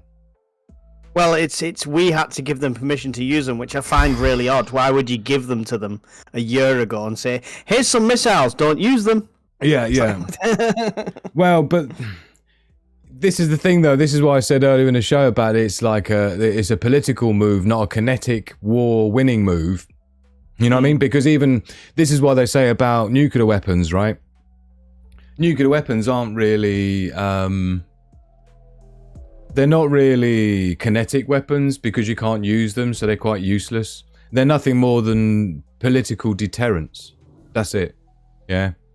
So the problem with Hopefully. And you know, some people actually suspect that nuclear weapons are a complete load of bollocks, right? And you know, it's not the way they say it is, but I don't know. I've seen enough footage to think there's definitely something in there, and the physics makes sense. But that brings us to the nuke map, Mike. Yeah, in terms of what we were looking at, the devastation caused by certain types of weapons, right? So around Europe, which is where obviously, if there's going to be any backlash from it, yeah, and they can easily get us from there, right? Yeah. Boom. Like, well, quick as well, like 12 minutes kind of shit. So, but I mean, it doesn't even have to make land impact on the UK. Let's be fair. Their tactic could very easily be a high altitude burst EMP and shut the UK down. That would probably be that would be a first strike typically. Mm-hmm. This is the TSAR, the Tsar bomber, largest USSR bomb designed, 100 megaton, right? So this is the biggest on the list, I think, just to show what can happen. But let's find another one here. There's the normal sized one. Now, you see, Russia's very strategic in their use of weapons. They wouldn't necessarily just go, oh, there you go, London, have a fucking nuke. Right? It's just not typically what you do. So let's detonate that one. It's much smaller, look. So this is 800 kiloton yield. So this is currently in the Russian arsenal, the top hole. SS-25, right? So the reason we got Portsmouth there is I believe that's the target, isn't it? Because isn't that where they've got the port? The Navy port? Is it Portsmouth or Southampton? There's naval ships in both, I believe. There's the one in Scotland, which is the submarine one, but I've got a list somewhere of like UK military targets, and so you got things like ports as well. So, you know, Portsmouth, Southampton, Plymouth was one, right? Yeah. So if they sent power stations, I think would be a target.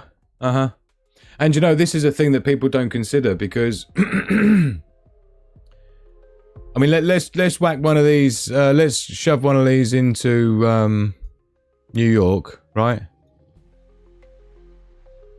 And we'll see how she looks. Oh, that's Philadelphia. Where am I going? We can do it on the map, but we can just drop it in there. So I don't know where they would aim for New York. I mean, let's just go for where New York is New York. That's the whole of Manhattan and everything there, isn't it? Whoa. So that's like, but the biggest one, I don't know how many of the biggest ones they've got. Detonate. Wallop. So basically, it's see you later. Now, the idea with this, you see, is that this, you see where it's flashing in the middle there? Yeah, the flashing white in the middle. That area there, which is the whole of Manhattan. Yeah. Central Park there, look. Right? So, maximum size of nuclear fireball. This is the fireball zone, right? Relevance to damage on the ground. Depends on the height of the detonation. If it touches the ground, the amount of radioactive fallout is significantly increased. Anything inside the fireball is effectively vaporized. Minimum burst height for negligible fallout. Right, blah, blah, blah. So basically anything in that circle, it's lights out. Yeah? Curtains. Curtains for you. Now, the moderate... This outer ring here is the moderate blast damage radius.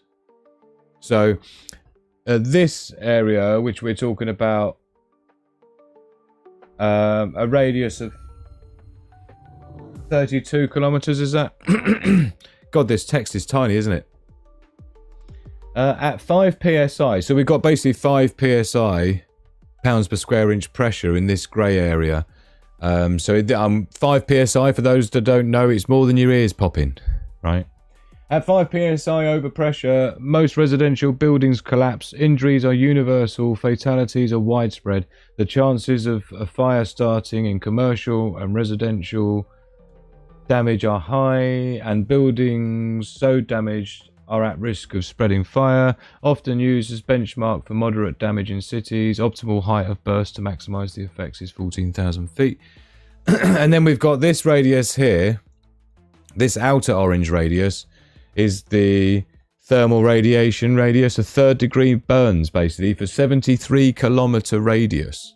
Not diameter, radius, so from the center outwards. 3rd-degree burns extend throughout the layers of the skin and are often painless because they destroy the pain nerves. Oh, that's good news, is it? They can cause severe scarring or disablement and can require amputation. Hey, see, that's all right. Just chop it off. Job's a good one. I don't think we should sell that as painless. I've had 3rd-degree burns. No. It hurts initially. they at least have the caveat word there, Mike. It's temporarily painless. Yes, definitely. In the short term, it's painless. And can require amputation. 100%. Oh, fuck me. 100% probability for 3rd-degree burns at this yield. Fuck. So basically, see you later. And in even this grey one at the outside here is the light blast. So unless you've got a welding mask on, yeah, you better take one last good look at yourself in the mirror, because that's the last time you've seen yourself. At around 1 psi overpressure, glass windows can be expected to break. This can cause many injuries in surrounding population who comes to a window after seeing the flash of nuclear explosion, which travels faster than the pressure wave. Often used as a benchmark for light damage in cities. Optimal height of burst, 21,000 feet. So, and like you said about the EMP element of it, but they usually, if it's a specific EMP thing,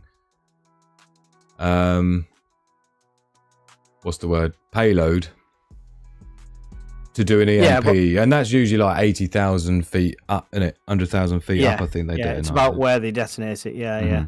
But I mean, the theory was they would come over the pole, right? So because if you go over the pole, it's silly because he won't let me do it on air. I need my globe. But you go over the pole and you get to Russia, right? To America.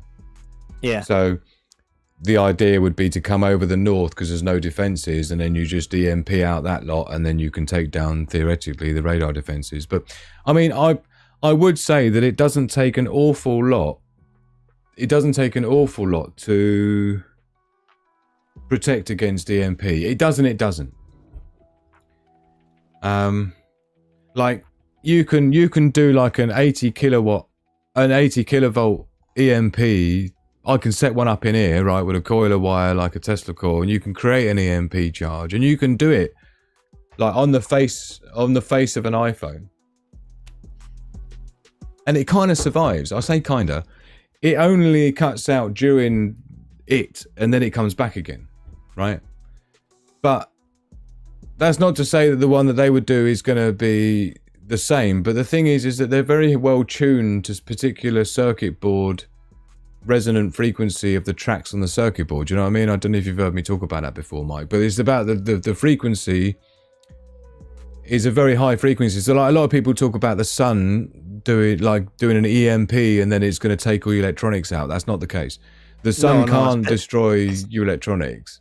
No, it's a CME, and the most it could do is it could destroy the grid if a big enough CME. Yeah. But that's because it hits off the cables, because it has to have that size of antenna to kind of reach. It wouldn't affect your phone stuff like that. So it's like a tuning fork. The resonant sound frequency will make a similar tuning fork frequency vibrate across things. It's a little bit like that with magnetic waves coming from a CME.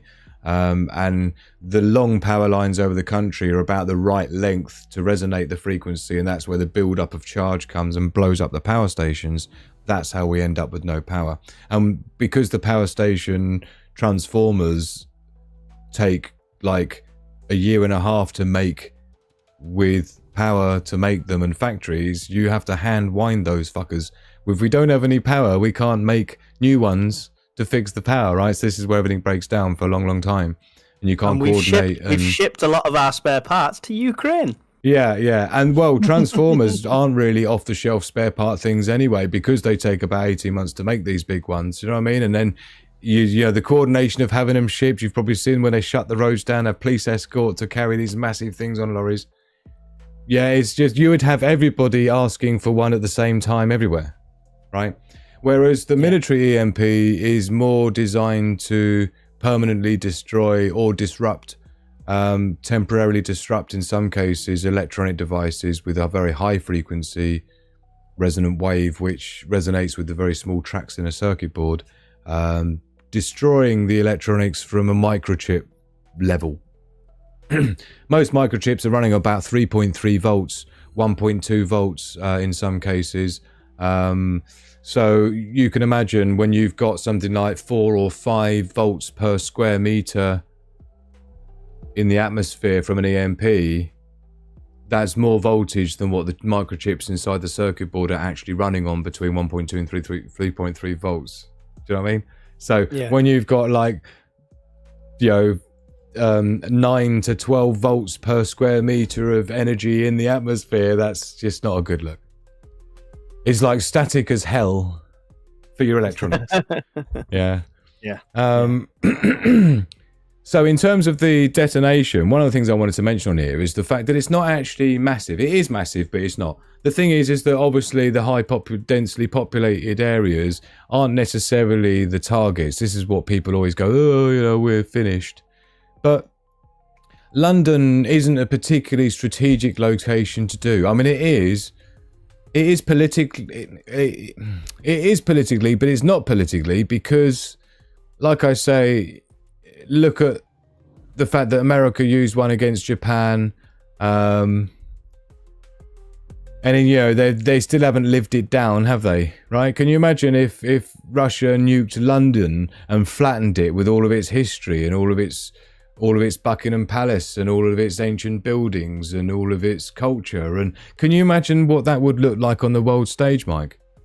That's why I think that kind of threat would only ever be a dirty bomb or a terrorist organization, because despite what you think of him, wherever you are in the world, Putin has to have the support of his people. Yeah. So if he targets military and he targets people that are against them, he has the support of the people. If he kills loads of innocents by doing the centre of London, he'll lose his support from everywhere. Yeah. And again, it will be anyone who has ever visited London and enjoyed the sights of the London Bridge and the Palace and all these sorts of things. It's a little bit, you know what I mean? It'll be little. Can you imagine if the UK destroyed the Thingy-Bob Palace in Warsaw? What's it called, with those beautiful roofs and things? What's it called? Red Square? No, sorry. Oh, you mean the Kremlin in Russia? Yeah, it's got those real beautiful, Tartarian-looking architecture. I don't know if we're allowed to say that word. Sorry. But you got the ancient, sort of Thingy-Bob thing. Can you imagine if we wipe that out? I mean, it's just not the right thing to do, is it? Because this is like hundreds of years of history. It goes beyond just even the innocent people that you're unaliving. This is about destroying what makes a country its country. It was a little bit like when we went into Iraq. There was loads of really important historical things that were destroyed as part of that, and that's what I had a big problem with. And so I think from a strategic point of view, Russia's more likely to focus on the strategic targets, like the military bases, like the manufacturing plants, and sometimes the local energy power station to that manufacturing plant. But there's no benefit in taking out the entire grid in a country necessarily, because it takes an awful lot of energy and effort and risk to take an entire country's infrastructure down. It's not to say it's not doable, but it's a big effort to pull off. Do you know what I mean? It's a lot of resources to do that to a country, and it's got to go flawlessly. But if you can, you've kind of lights outed them. They can't see you coming, and the coordination becomes very difficult if none of the infrastructure is working in the country. If they could do that, would they have done it to Ukraine though already? It's funny you say that, Mike, 'cause I was just thinking that to myself. It's like, this is it. Why I was going to go on to say, just thinking that as you were at the same time, clearly, was the fact that it's interesting that we haven't seen those sorts of things used with the Ukraine-Russia thing, but have they? I mean, we're already seeing them using new tech that we haven't seen before, like some of the drone technology that Russia's using, and some of the jamming technology that Russia's been an absolute expert in, along with their hypersonic missiles. This is the GPS jam map. And you can see it's the only places in the whole world that are red is round here, right? You could argue that he wouldn't do that to Ukraine because this is a land grab and he wants that infrastructure in place. He doesn't want to destroy the entire infrastructure of somewhere he wants as his territory. Yeah, but it's not really a land grab. He doesn't really care about the land. He's got plenty of land. It's the biggest country on the planet, Russia. This is more about stopping the you-know-who's in Ukraine from killing the innocent people in you-know-where, right? Which we're not supposed to know about. And so that's where it started, where they cut off the water supply to the Crimeans and they sabotaged their crops and they started going around unaliving all of the people there, and anyone who spoke Russian, they would basically unalive them, right? This is where it started from. Mm-hmm. And it's cascaded since then all the time. We've been riling it up, sending our guys in. Do you know what I mean? Toppling their stuff, right? It's just not a good look. So we haven't got a leg to stand on, basically, and all the other countries around the world know it. And this is why we're kind of on our own. And when I say we're kind of on our own, it's interesting because when I look through this list that we were just looking at of all the people who have been sending stuff, including the UK, right? And the United States we hadn't even got to. Look, over 3 million 155mm artillery rounds. The other thing to ask yourself, Mike, is the West leaving themselves clean and dry for something proper that could kick off, right? Right? If it does extend to then being an attack directly on the UK or America, and then it becomes all out. And this is what I wanted to say. We're at the bottom of this list now. But the fact that we've got so many countries involved here, is that not by its very nature the definition of world war? Yeah? Well, yeah. And we are, as a military, we're already undersupplied. We're undermanned. Yeah. We're just about to axe 500 million worth of equipment and not replace it. All the Chinooks. Do you know, it's funny, when the whole lockdown thing was going on, Mike, back in the day, right? I did a calculation because people were saying, they'll send like the military out onto the streets and martial law and blah, blah, blah. And I was like, no. I said, first of all, it's about 32,000, just on top of my head, but it's about 32,000 towns and cities in the UK, right? And when I looked at, we've only got something like, I think we only had 30,000 APC vehicles in total, right? So that's not even one per town. Yeah. And you would not have enough manpower to even have a driver and one other person in there. There'd be no support vehicles or anything. It's just ludicrous. It's like, if we haven't even got enough of our own equipment to even put one military vehicle in each town around the UK if they had to. Do you see what I'm saying? So the reality of martial law is not really viable for the UK. I mean, Boris Johnson's martial law would only be major cities, or literally that's all they could manage. Yeah, but I wonder if they're relying on having the technology on their side, Mike. You know, with things like the ANPR cameras for the average speed cameras, they're dual purpose. Don't forget. Do you know what I mean? Because you know what number plates are going through where, and you can shut motorways down that way. You know? Yeah. Sorry, I helped develop that software. Oh, yeah, it's funny I said that. Thank you so much, Sandy, my darling. I really appreciate it. All the twos. I know that was £2.22 in Sandy language, but it comes out as $2.81 in old money. Thank you, Sandy. I really appreciate you, my darling. I've been completely ignoring the chat. I'm sorry, everyone. I've been ranting like a you-know-what, haven't I? Let's see what's been going on. Oh, is it? Been seeing your channel, Sister Net. And you are hello guys, World War 3 is on the way. It's been on the way for a while. Question is, we've got to watch the old keywords, by the way, so sorry, looks like Sandy had to take care of something then.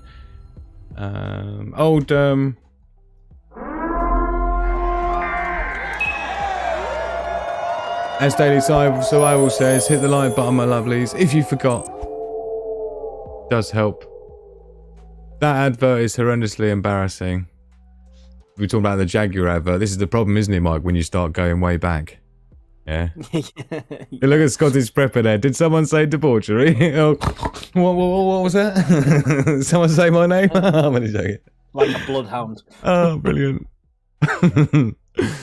Got my wheelbarrow ready and some Monopoly money. Like it. Stevie G, you are misinformed. Bum, bum, bum. Everyone hates Trudeau apart from his girlfriend. No, even his... Oh, no. Didn't his wife divorce him as well? The foreign secretary who's caused his wife to leave. Yeah, there it is. Dig-a-ding. Thank you, Steve. His teacher girlfriend or the other one. Oh, that's Macron, innit? Marrying his teacher. Yeah. Do you know what the age gap is on that, Mike, with Macron and his missus or his boyfriend? Depends where you look at that. Depends who you believe. I don't know the age gap. I try to avoid age gaps because I've got a big one myself. Is it? What? Which way round? My missus is 8 years older than me. Age gap. Mine's 15 years younger. Oh, okay. You've had an upgrade, have you? If you see it like that. When I got introduced to her parents, her mum's 15 years older than me and she's 15 years younger than me, so I'm right in the middle. Excellent. So no one could take ownership of you then. He's just like dangling in the middle there. Like it.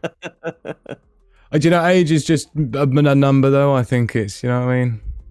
When I was 22 and I met my missus and it was like, I had a 30-year-old missus, people were like, you know, they didn't think it was abnormal, but didn't think it was normal. But then compared to all the girls that I went out with that were my own age, they just didn't seem to have it figured out. Do you know what I mean? They didn't seem to know what they wanted.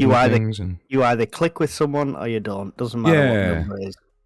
And I was living on my own on the streets at the age of 15, so I had to grow up really quick anyway. So people that were my own age, I didn't identify with as much when I was younger. Do you know what I mean? Yeah. I had a similar thing where at 16 I had to grow up very fast, so I didn't have that childhood that a lot of people had. Yeah. We're in the same boat there. I mean, I still had a proper fucking laugh, you know. I was like the V-class clown throughout the entirety of it, so I had a good laugh. But you know, I wouldn't go back and change a thing, man, because it made me like the entrepreneurial kind of Sigma type, self-reliant, independent type dude and resilient dude in the first place. Do you know what I mean? I think, you know, never a smooth sea made for a skillful sailor and all that.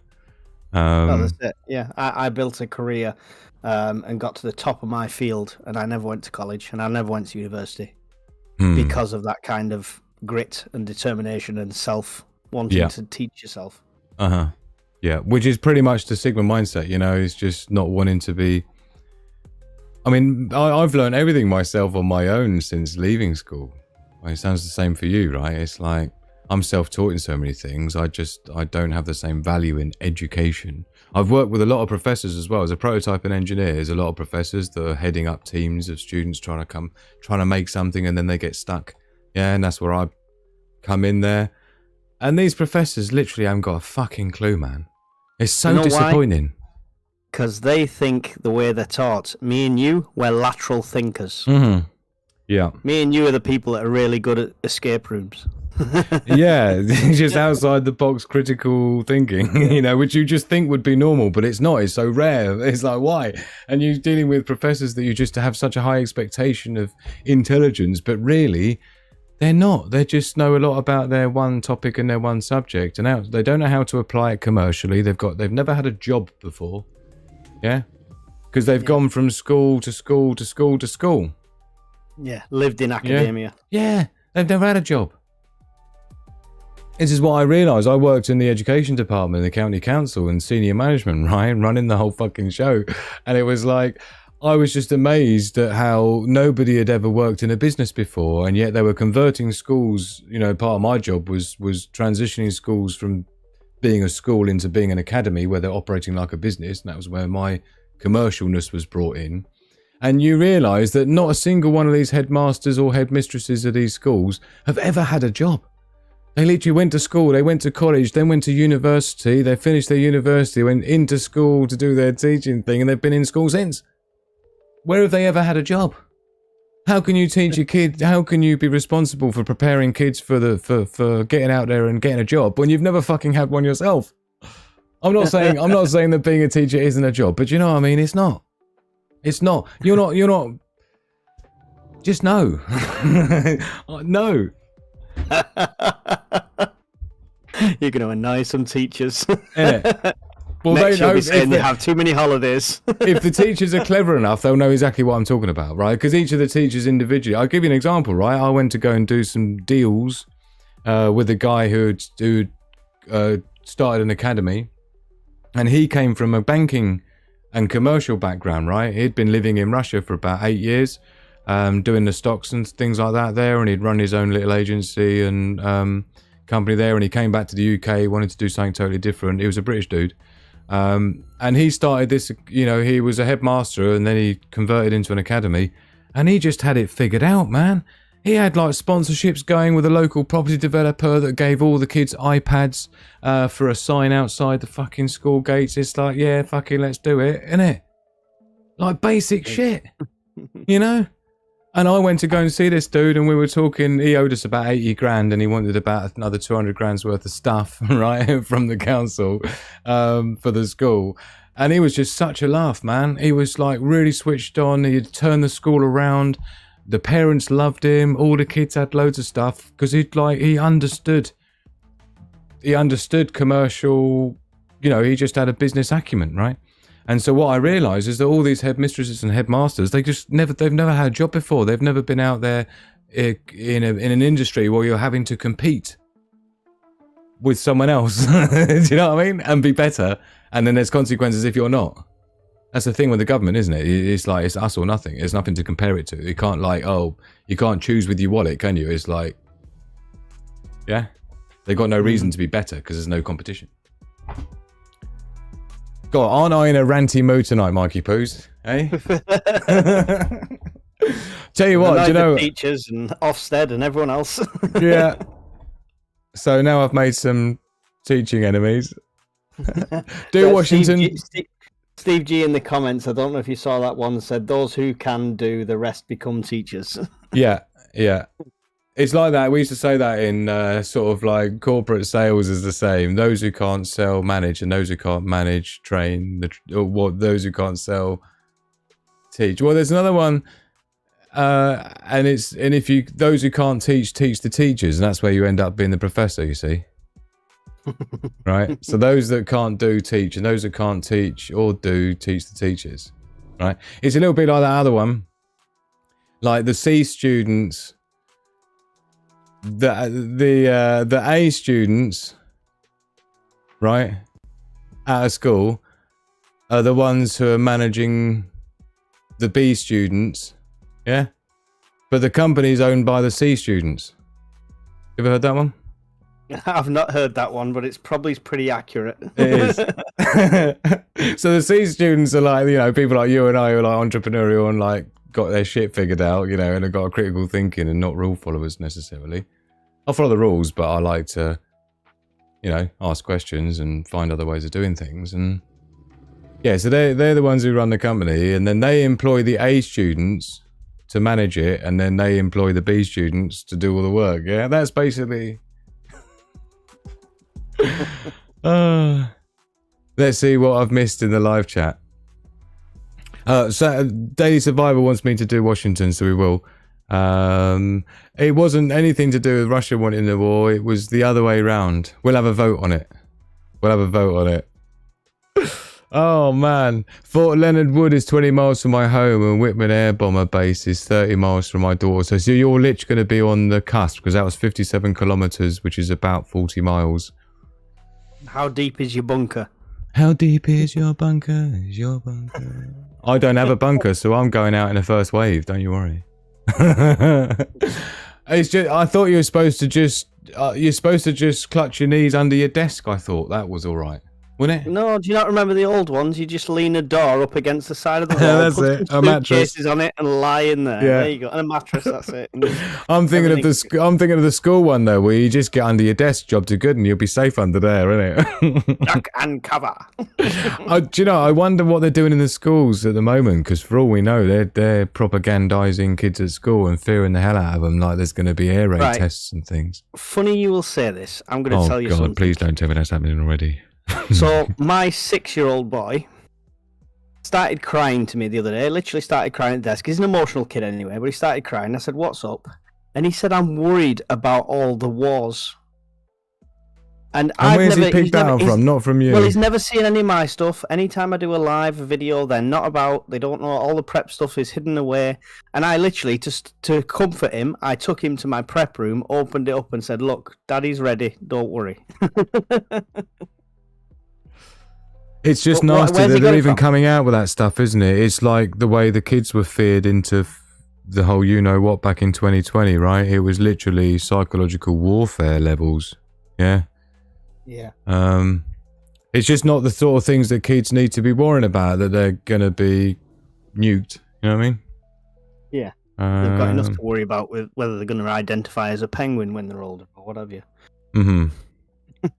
Those who can do, the rest become teachers.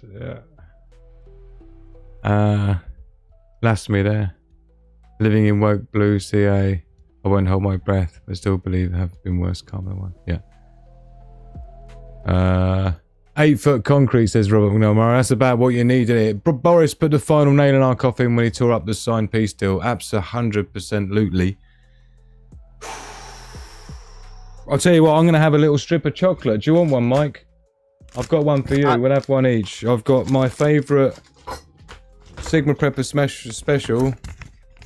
This is what I like, by the way, so people know for Christmas.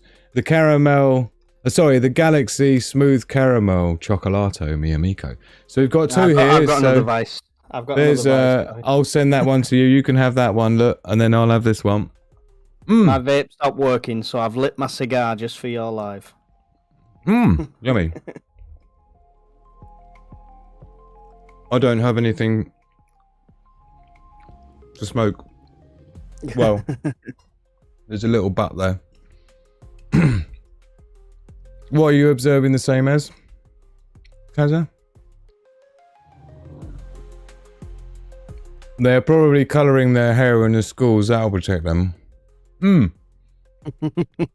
Did you see that comment, Daily Survival, on one of my videos that I did? What was that?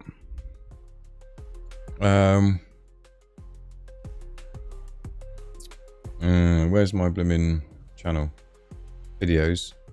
Oh yes, that was it. I think it was the video going to the nuclear power station, yeah? Did you see that one, Mike? Yeah, where you were running around with the Geiger. Yeah, and getting the hell out of there. Yeah, this was the one here. The dome's right there. How can people live near this? We are getting out of here right away. Reject the herd, prepare the pack. Click the like button, it's as easy as So this was me going with my little... It was actually a Geiger counter I built myself from a kit years and years ago when they first came out. It was the cheapest way to get on the first rung of the ladder with a Geiger counter, Mike, right? So that was what I got.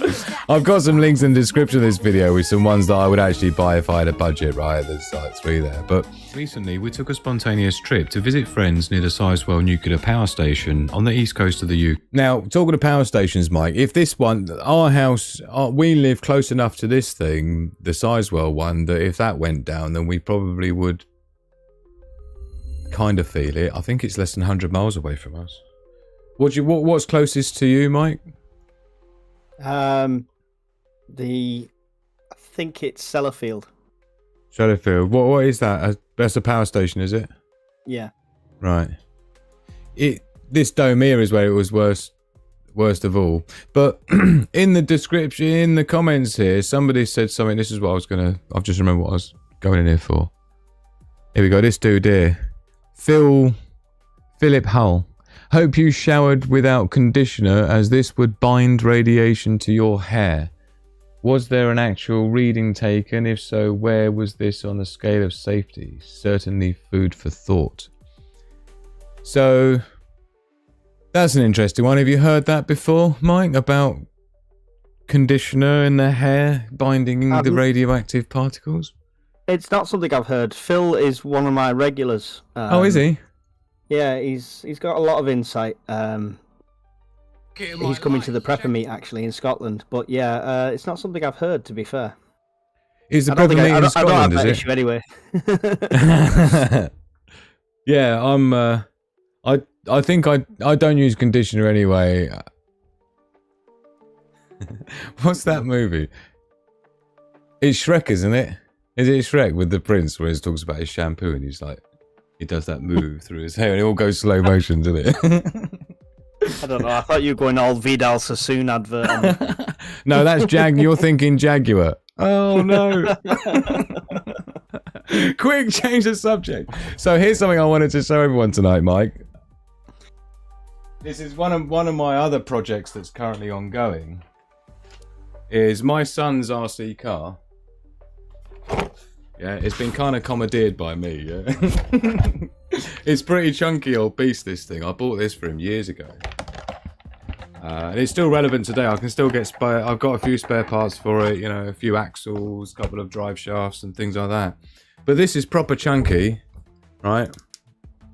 Is that one of the electrics or petrol? Yeah, electric one. Electric. And so what I'm thinking is. Sorry, just trying to get the lid on. I could do with pinning it down, but I can probably just hold it like that. So this is the idea, right? And this is a video camera pan and tilt system that I built. It's just like carbon fiber and aluminium plate that I cut up. And I've got like a thrust bearing in the pan, so it's totally solid.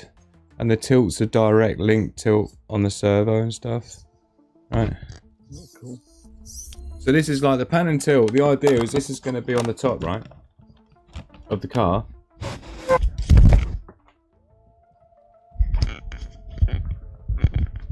Sorry, microphone's fallen down. So this will be on the car, right? And I'll be driving around like reconnaissance to go and check out what all the SHTF gang members down the road are doing. Yeah. With about maybe a mile, a 1.5 mile range of the video transmission. Yeah. I've got a small version as well. This is actually my own car I bought ages ago. It's all like proper suspension and pretty tidy, this one, right? But I've got my little mini version that I've worked on for this. Now this battery that silver thing on the bottom's a battery. The only thing that's the camera and the transmitter is literally this bit at the top. There's the camera. Yeah, and there's the antenna. Yeah, man. So I don't really need this battery because in the little car you would just have it running on the same battery that is in the car. Yeah. And then I've got my antenna system for the wireless receiver on a small, you know, you have something like this. TV screen, right? And I use these Sony cells, so I do a lot of modifying my stuff. You can see the carbon fiber plate I've put on here with a battery mount. I've got a little circuit that I put inside here with a push button. It's just a flip flop, yeah, a bistable on off thing. So plug that in there, and you can just turn it on and off like that, right? And so that's all self-powered, right? And then I can turn her on, and then it's all completely wireless and independent, right? Oh, quite a while. But the thing about these is they're really easy to just go clunk clunk. Yeah. Yeah. I've got big chunky ones as well. These are basically 18650 cells inside here. This is a 4 cell. I've got a 6 cell version as well, and you can get smaller ones. And I'm doing some work with this because I'm making a Sigma Pepper Ultimate emergency charger that will be able to charge these things and your ham radio and 18650s all in one little module. I've started doing the coding for it recently. It's going to be cool. I thought I had it here, but I don't. But anyway, so you have a little TV like this, right? I've got my video receiver, which is just clips on the back here, right? So you'd be able to, from anywhere, set your car off, right? Drive up the road and have a look, do a bit of reconnaissance. And even a small little car like this is doable with a little miniature version of the camera on the top. Do you know what I mean? Just to go and have a look down the road and see what's going on without getting yourself in harm's way. So this is one of the things I'm working on because I want to be able to come up with something. And like I say, for the big car, I would have more of a pan and tilt. So you'll be head tracker, goggles, And I can do like an accelerometer sensor on the head tracker, so when you turn left and right, up and down, the camera on the car will look around, you know what I mean? While you're driving, you can be looking around. It'll be like driving in real life, but you can just drive down the road and go and see what's going on. When shit's hitting the fan, you can do it at night with like a thermal camera. I can just put a thermal camera on there or an infrared camera. What do you reckon, Mike? I love it. It's funny though, because you're like the complete polar opposite of what I'm doing as prepping. Because you're prepping like tech-wise, and I've literally gone... So I used to be a Civil War reenactor, 1860s. So I used to sleep under canvas tents, excellent. Candles, fires, no technology whatsoever. So that's you kind know, of the did you say down. 1860s? 1860s, yeah, the American Civil War. Did you know in the 1860s was before any human on planet had ever found dinosaur bones? The first dinosaur bones weren't found until 1880s, and it was only 1 year after some dude had theorized that there were things called dinosaurs and there were bones. And 1 year later, they found bones. It was a tooth, and they created an entire dinosaur skeleton out of finding one tooth, and that was where dinosaurs started coming from. And it's funny how the Egyptians never found dinosaur bones. Yeah, all of the natives in America and Southeast Asia and all the rest of it, Mayans, none of them ever found any dinosaur bones. It was only us, recently, the West, in North America, which was the same place as they came up with the term dinosaur just a year before. Isn't it amazing, Mike? Don't we love it? Yeah, well, if you're not looking for it, you don't find it. Oh dear, Mr. T there confirming Philip's assertion. Yes, conditioner makes radiation stick to hair. So, ladies and long-haired men, including those who wear them in a bun, no conditioner for you. You're better off just shaving it off anyway. Nothing can stick to it. See, it's a good job I bought them Victorian hair shears, so when the missus comes in after SHTF, I can make a bald without electricity. Victorian shears? How do they... Are they like you have to rotate them around or something? No, imagine like it looks like almost like a can opener, and you're clasping your hand together, and it's just like... It's like 6 scissors are tied together, so you're just chopping. Oh, I see. So you're doing the action of chopping then? Oh, I That's get it, you. yeah. Because I tell you, when you look at some of the manual drills, I've got every tool you can think of a power tool. I've got a manual version of it. I go to the like antiques places and stuff like that. So I've got a few manual things, but I did one of my biggest investments really was my cordless power tools, because before I had a lot of things that were sort of corded power tools. So I've got a really good setup now with my DeWalt tools, and I went DeWalt because I particularly like their 30cm electric chainsaw for obvious reasons when it comes to SHTF, right? DeWalt and Makita are quality. I used to work on site. They will last 10 times longer than your cheap ones. Yeah, and I'd always had just bits of this and bits of that before, so I went all out. I got a decent circular saw, jigsaw, power driver and drill, and the chainsaw.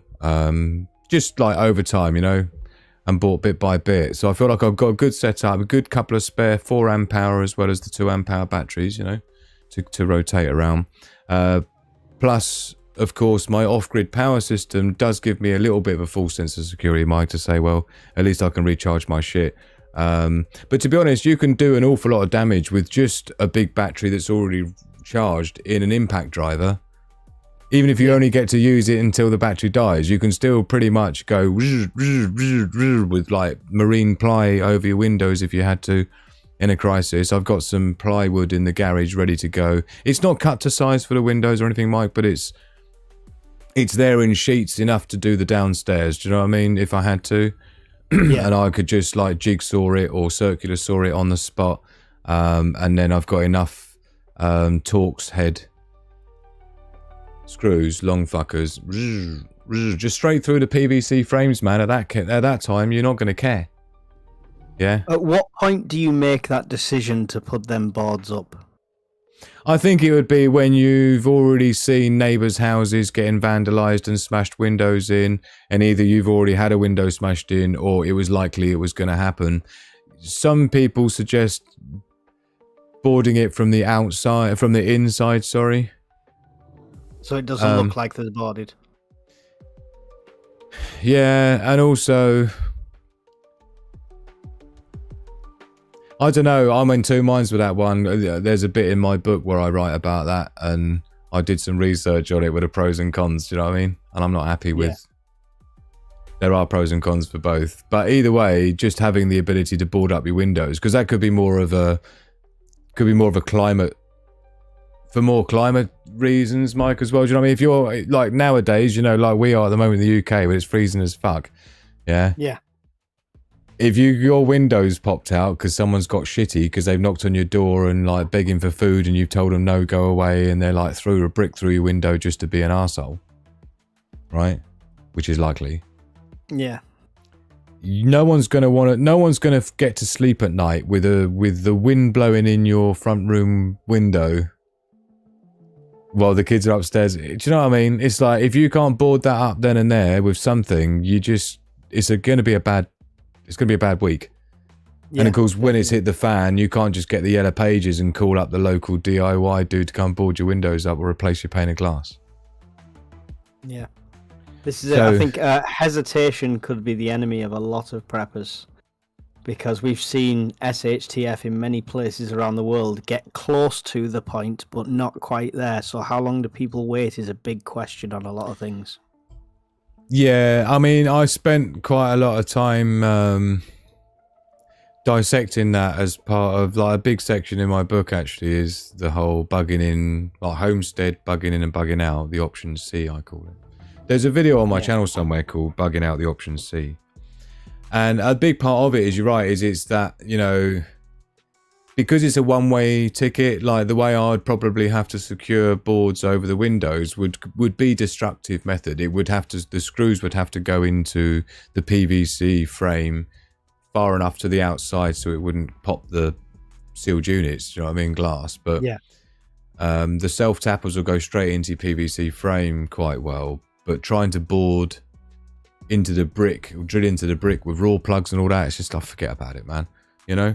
They do some special blocks that you can put in. I recommended them before. One of our Patreon members who lives in Florida bought some. And they're like little bracket mounts you put on the inside, not on the outside, but on the inside of window frame. And they're already ready to go, so that you put your boards in and they're already got points to screw into, if you know what I mean. They're already put in place and the boards are cut nicely. I mean, that's the optimal thing to do, but I haven't gone to that length. But I have, at least several years ago, I bought, you know, like 10, 12 millimeter, I have to say it like that, you know, 9 millimeter, Uzi 9 millimeter is where it comes from. Anytime I say millimeter, I feel obliged to say it in Arnold Schwarzenegger Terminator voice. So it's about 12 millimeter plywood. Sheets that I've got, it might be 9, but I'm pretty sure it's 12 mil, ½ inch, which is fine. So at least in a major crisis, do you know what I mean? And it's more the marauding gangs, it's the violent people throwing stuff. Well, I quite like the fact that the wooden shutters on the outside of windows became fashionable again recently. And you'll see them on the, like, cottages where they're just decorative, but you could make practical ones that look decorative, but then easy to close up and seal afterwards. Yeah. You see, I think, I mean, my dad's got he's got, like, steel shutters on the outside that go, I think it's cool as hell, man. I'd love to have that. Shut yourself in, because you've got to worry about fires as well. You might need to, you know, make an escape and things. If you're boarding up all your windows, you're reducing the number of exits, so you need to bear things like that in mind and stuff. But, the problem with this book having so many bloody pages is it's trying to find something in there without just going to the menu and clicking it. I suppose I could do, but how to know when to GTFO. This is the bugging out option C chapter. What's this like? That's only about 84 pages in. We can deny reality, but we can't deny the consequences of denying reality. before each chapter, there's a quote that's supposed to somewhat fit in with what the next chapter is, right? So in this one, how to know when to GTFO, bugging out the option C. There's a link there to the video that I did about it, but this is where it breaks it down to homesteading, main option, bugging in, hiding in the attic, in your bunker, in your basement, and then obviously bugging out if your home's fucked or it's just too dangerous. So it breaks down like the art of blending in with homesteading, and you know why homesteading is the preferred option and the advantages of it, familiarity and control, and access to resources and supplies, shelter and comfort, community and defense, right?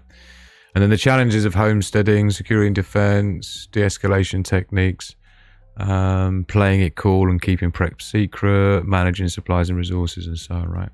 But then you got preparing to homestead. It gives you stockpiling essentials and, you know, security and fortifying your home, blah, blah, right? So then you get into key takeaways, and then we got bugging in, right?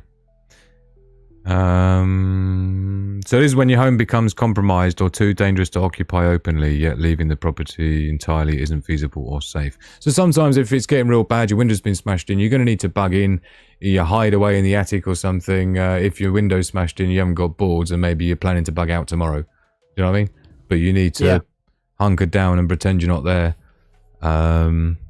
So indicators for bugging in: escalating violence, compromised security, neighborhood overrun, heightened personal threats, loss of community cohesion, the temperature nature of bugging in. I talk about things like trying to conceal your smells, your light, your sound, your fucking forget about it, yeah? Timing the move. Timing of when to bug in is crucial. You don't want to wait until intruders are already at your door. Instead, be proactive and make the move to your secure location when you see the early signs of danger escalate beyond your control. So it goes into quite a lot of detail with that, actually. Immediate safety and covert protection. These are the benefits of it. Access to essential supplies. No immediate need to evacuate. Psychological comfort. You know, familiarity in your own home and that, right? You can see this quick tip here I need to finish off, right? So challenges of bugging in, like I say, maintaining stealth is going to be a fucking nightmare. Sanitation and hygiene, can you imagine that? Where you're going to have a poo, where you're going to have a wee, yeah, with your kids and your missus or your husband. The things the glamour preppers don't think about. Isn't it? Psychological strain, being cooped up in an attic somewhere for like days. Restricted access to the rest of your home. The vulnerability to structural damage, don't forget, because if you're huddled up in a basement or something and this happens, right, it's just bad news. So here's some other buttons to talk. You know, I've got some things here. Establishing covert communication, to have your little earpiece in there so you just keep the volume down, you know what I mean, and no one can hear it. Just silly things like that, really. And then there's the bugging out. But what I was going to actually talk about, I mean, bugging out, I've broken down into 3 different things, right? Staying with friends and family is one option, who live elsewhere, if it's not a nationwide thing. Obviously, the RV or camper van solution. And then heading into the wilderness with your backpack. Indicators that it's time to bug out. Mandatory evacuation orders, escalating violence or civil unrest, infrastructure collapse, natural disasters, health risks. You know, you've got sewage leaking out your toilet, shit like that, you know what I mean? Like the floods you saw all that recently. Imminent threats, collapse of infrastructure, security breach, health and medicine, medical needs, making the decision. So the problem is that it is all about a decision making, because there's a lot of things to consider, pros and cons of bugging out, bugging in and leaving. But once you leave, courage is not absence of fear, but the triumph over it, says Nelson Mandela. Because of course bugging out is a problem, because you've got to get through roadblocks and border checks and maybe, do you know what I mean, gangs who set up little stop points to raid people.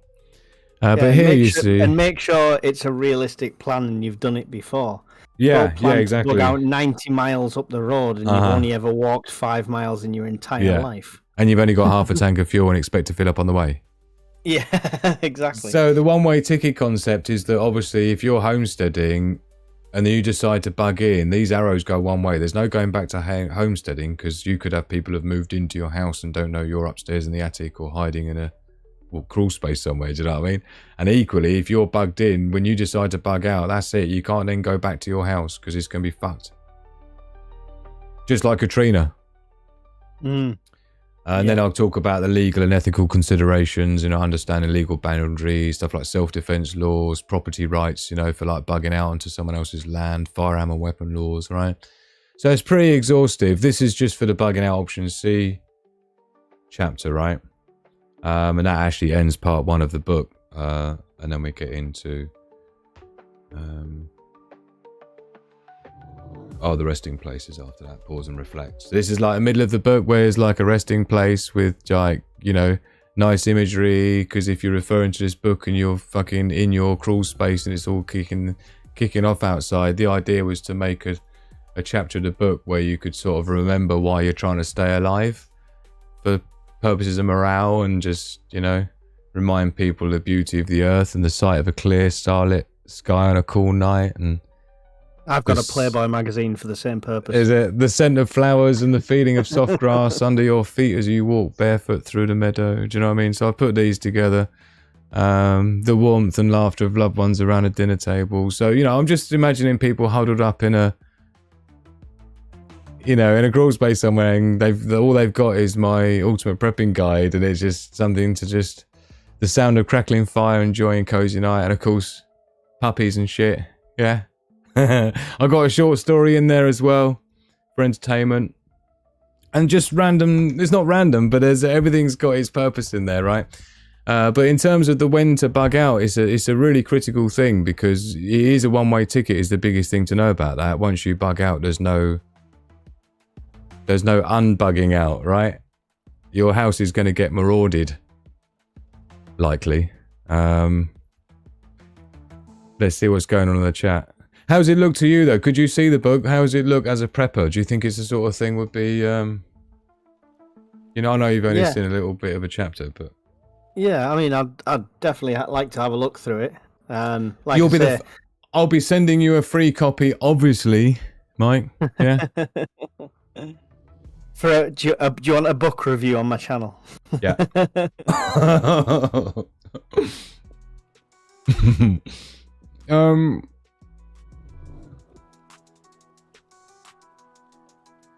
Right, as you're going back to the chat, I'm going to sign off. Yeah, it's getting late for you here in the UK, isn't it? Yeah, so I've finished my cigar, so thank you for this evening. It's been an absolute pleasure to join you. Oh, you've suddenly gone quiet. Oh, can you hear me still? Testing. Is that 1, me 2. or you? Hello? Hello? Yeah, see... Maybe it is my headphone. No, I think I'm looking at the levels and you look all right. But yeah, no, thank you so very much for coming and joining us live in the chat, Mike. I really appreciate it. UK Urban Prepper, do go and check out his channel.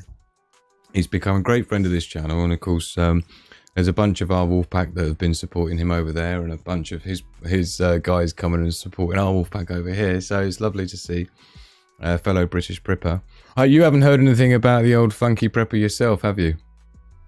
No, somebody on the... I put a post up about it, and somebody said that they'd actually try to ring and text him, and he's not answering either, so... Interesting. I don't wish ill upon anyone, so I hope he's alright. Yeah, no, it's an interesting one. We'll have to keep our eye out and see what's going on with that. Even though I've never really followed him, and he banned me from his chat, and he's copied a lot of my stuff as well over the time.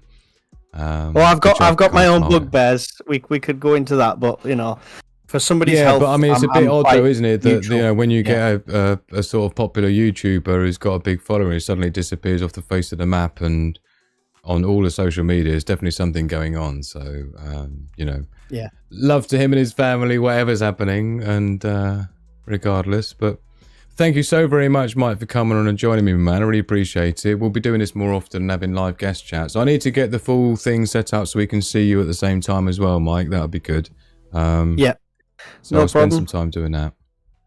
Everyone else in the chat, thank you for joining us, and I will see you in the Discord group. So make sure you go and check out Sigma Prepper's Discord group. Thank you. Bye, everyone. Much appreciated. Catch you later, buddy. Have a good one, and I'll catch up with you super soon, my man. Bye. Ah, what an absolute superstar. So how cool is that? And I so desperately need to get this, I need to get my thing working. I can't hear anything out of it. It's so annoying.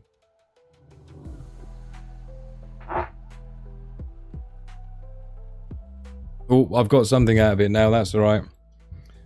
Thank you so much, everyone, for your love for UK Urban Prepper. And let's catch up with the nuclear particles. You absolutely do not want any part. Absolutely not.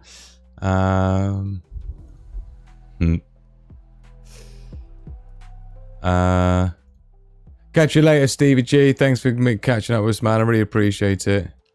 Sorry, I know he's probably already gone ages ago. So, oh, happy 20th. Oh, yes, was it somebody's birthday? Is it Scottish Prepper's birthday? I'm not sure if Scottish Prepper's still here. But we do have the facility. It's not a very impressive one.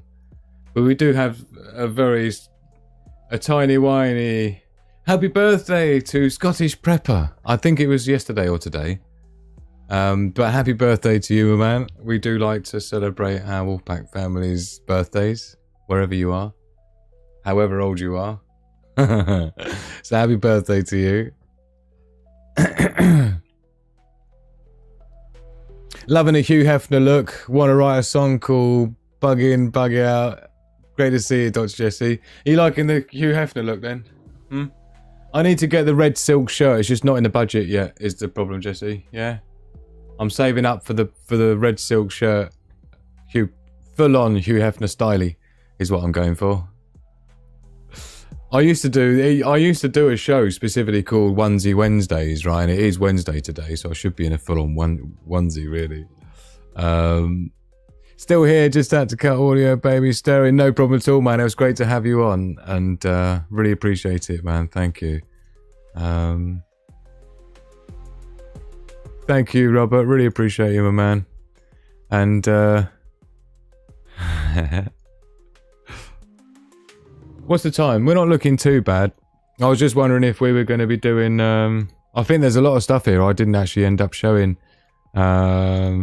But we have actually talked about quite a lot. But we did want to just have a quick look at...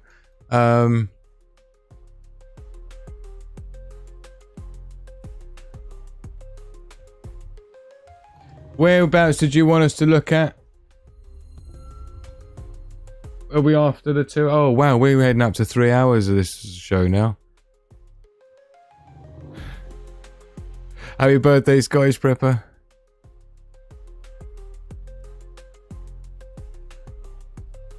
Okay, just making sure I'm not missed anything too severe. So we're going to do, I think we will do a catch up in the live after party, which we like to do, which I've been trying to do regularly, because it's a great way to, you know, give people the opportunity to chat about stuff that's important to them. Yeah, look, live with Drew, check it out. I didn't realise he had that one there. I thought he had a Sigma Prepper camping cup for a minute there, but it's close. Looking like a dude, so thank you so very much. I really appreciate you coming on the show. Got a new friend just joined as well, Discord server, Hawkins. Thank you. Let's give him some Wolfpack love. Like it. So we're going to be going into this open voice chat. We're going to be going live in the open voice chat shortly. So if you'd like to join us in there in the after party, where we'll be talking about all sorts of ting. And yeah, just basically getting to know each other better and give people the opportunity. Obviously, usually that would be something specifically reserved for the VIP Patreon members. Since I am 100% independent, no sponsors, no networks, no paid adverts, no monetization, no nothing. Yeah. But it's alright because there's ways you can help. Yeah.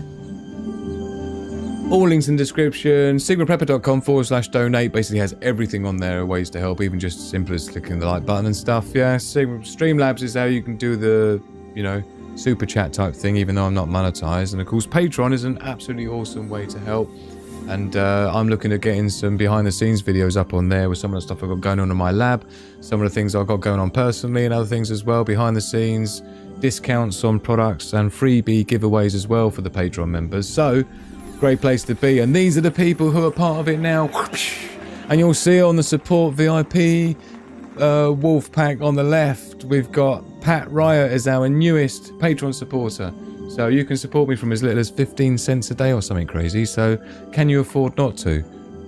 Because it's tricky, yeah? And I'm being held back big time, so all the help in the world is needed. So thank you to all of these people. Couldn't do it without you. So let's hear a thank you to the VIP patrons in the chat to help me to be able to even do the show setup. So thank you so very much. And of course, links in description if you'd like to help or you'd like to get in on the VIP action, since like I say, that is where we do the after party chats usually with the VIP Patreon members. So get yourself signed up on that, even from as little as $6 a month. Cheers to that. Right, now I've thanked my wonderful Wolfpack crew.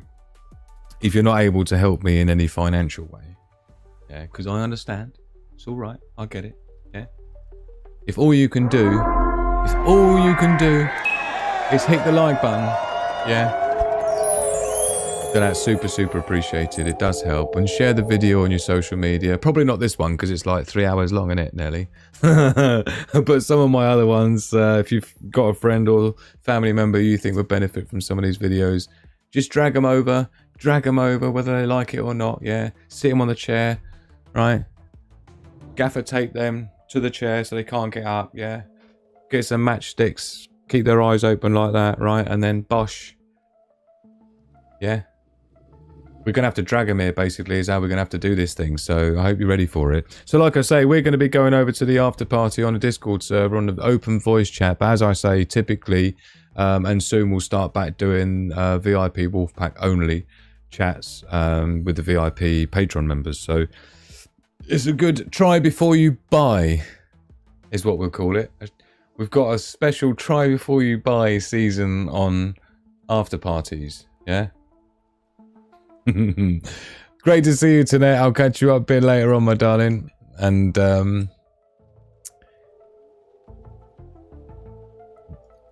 Kaz is saying there, 3 days with no food for population in your area, looting, the boards would go on. Yeah, for me in London.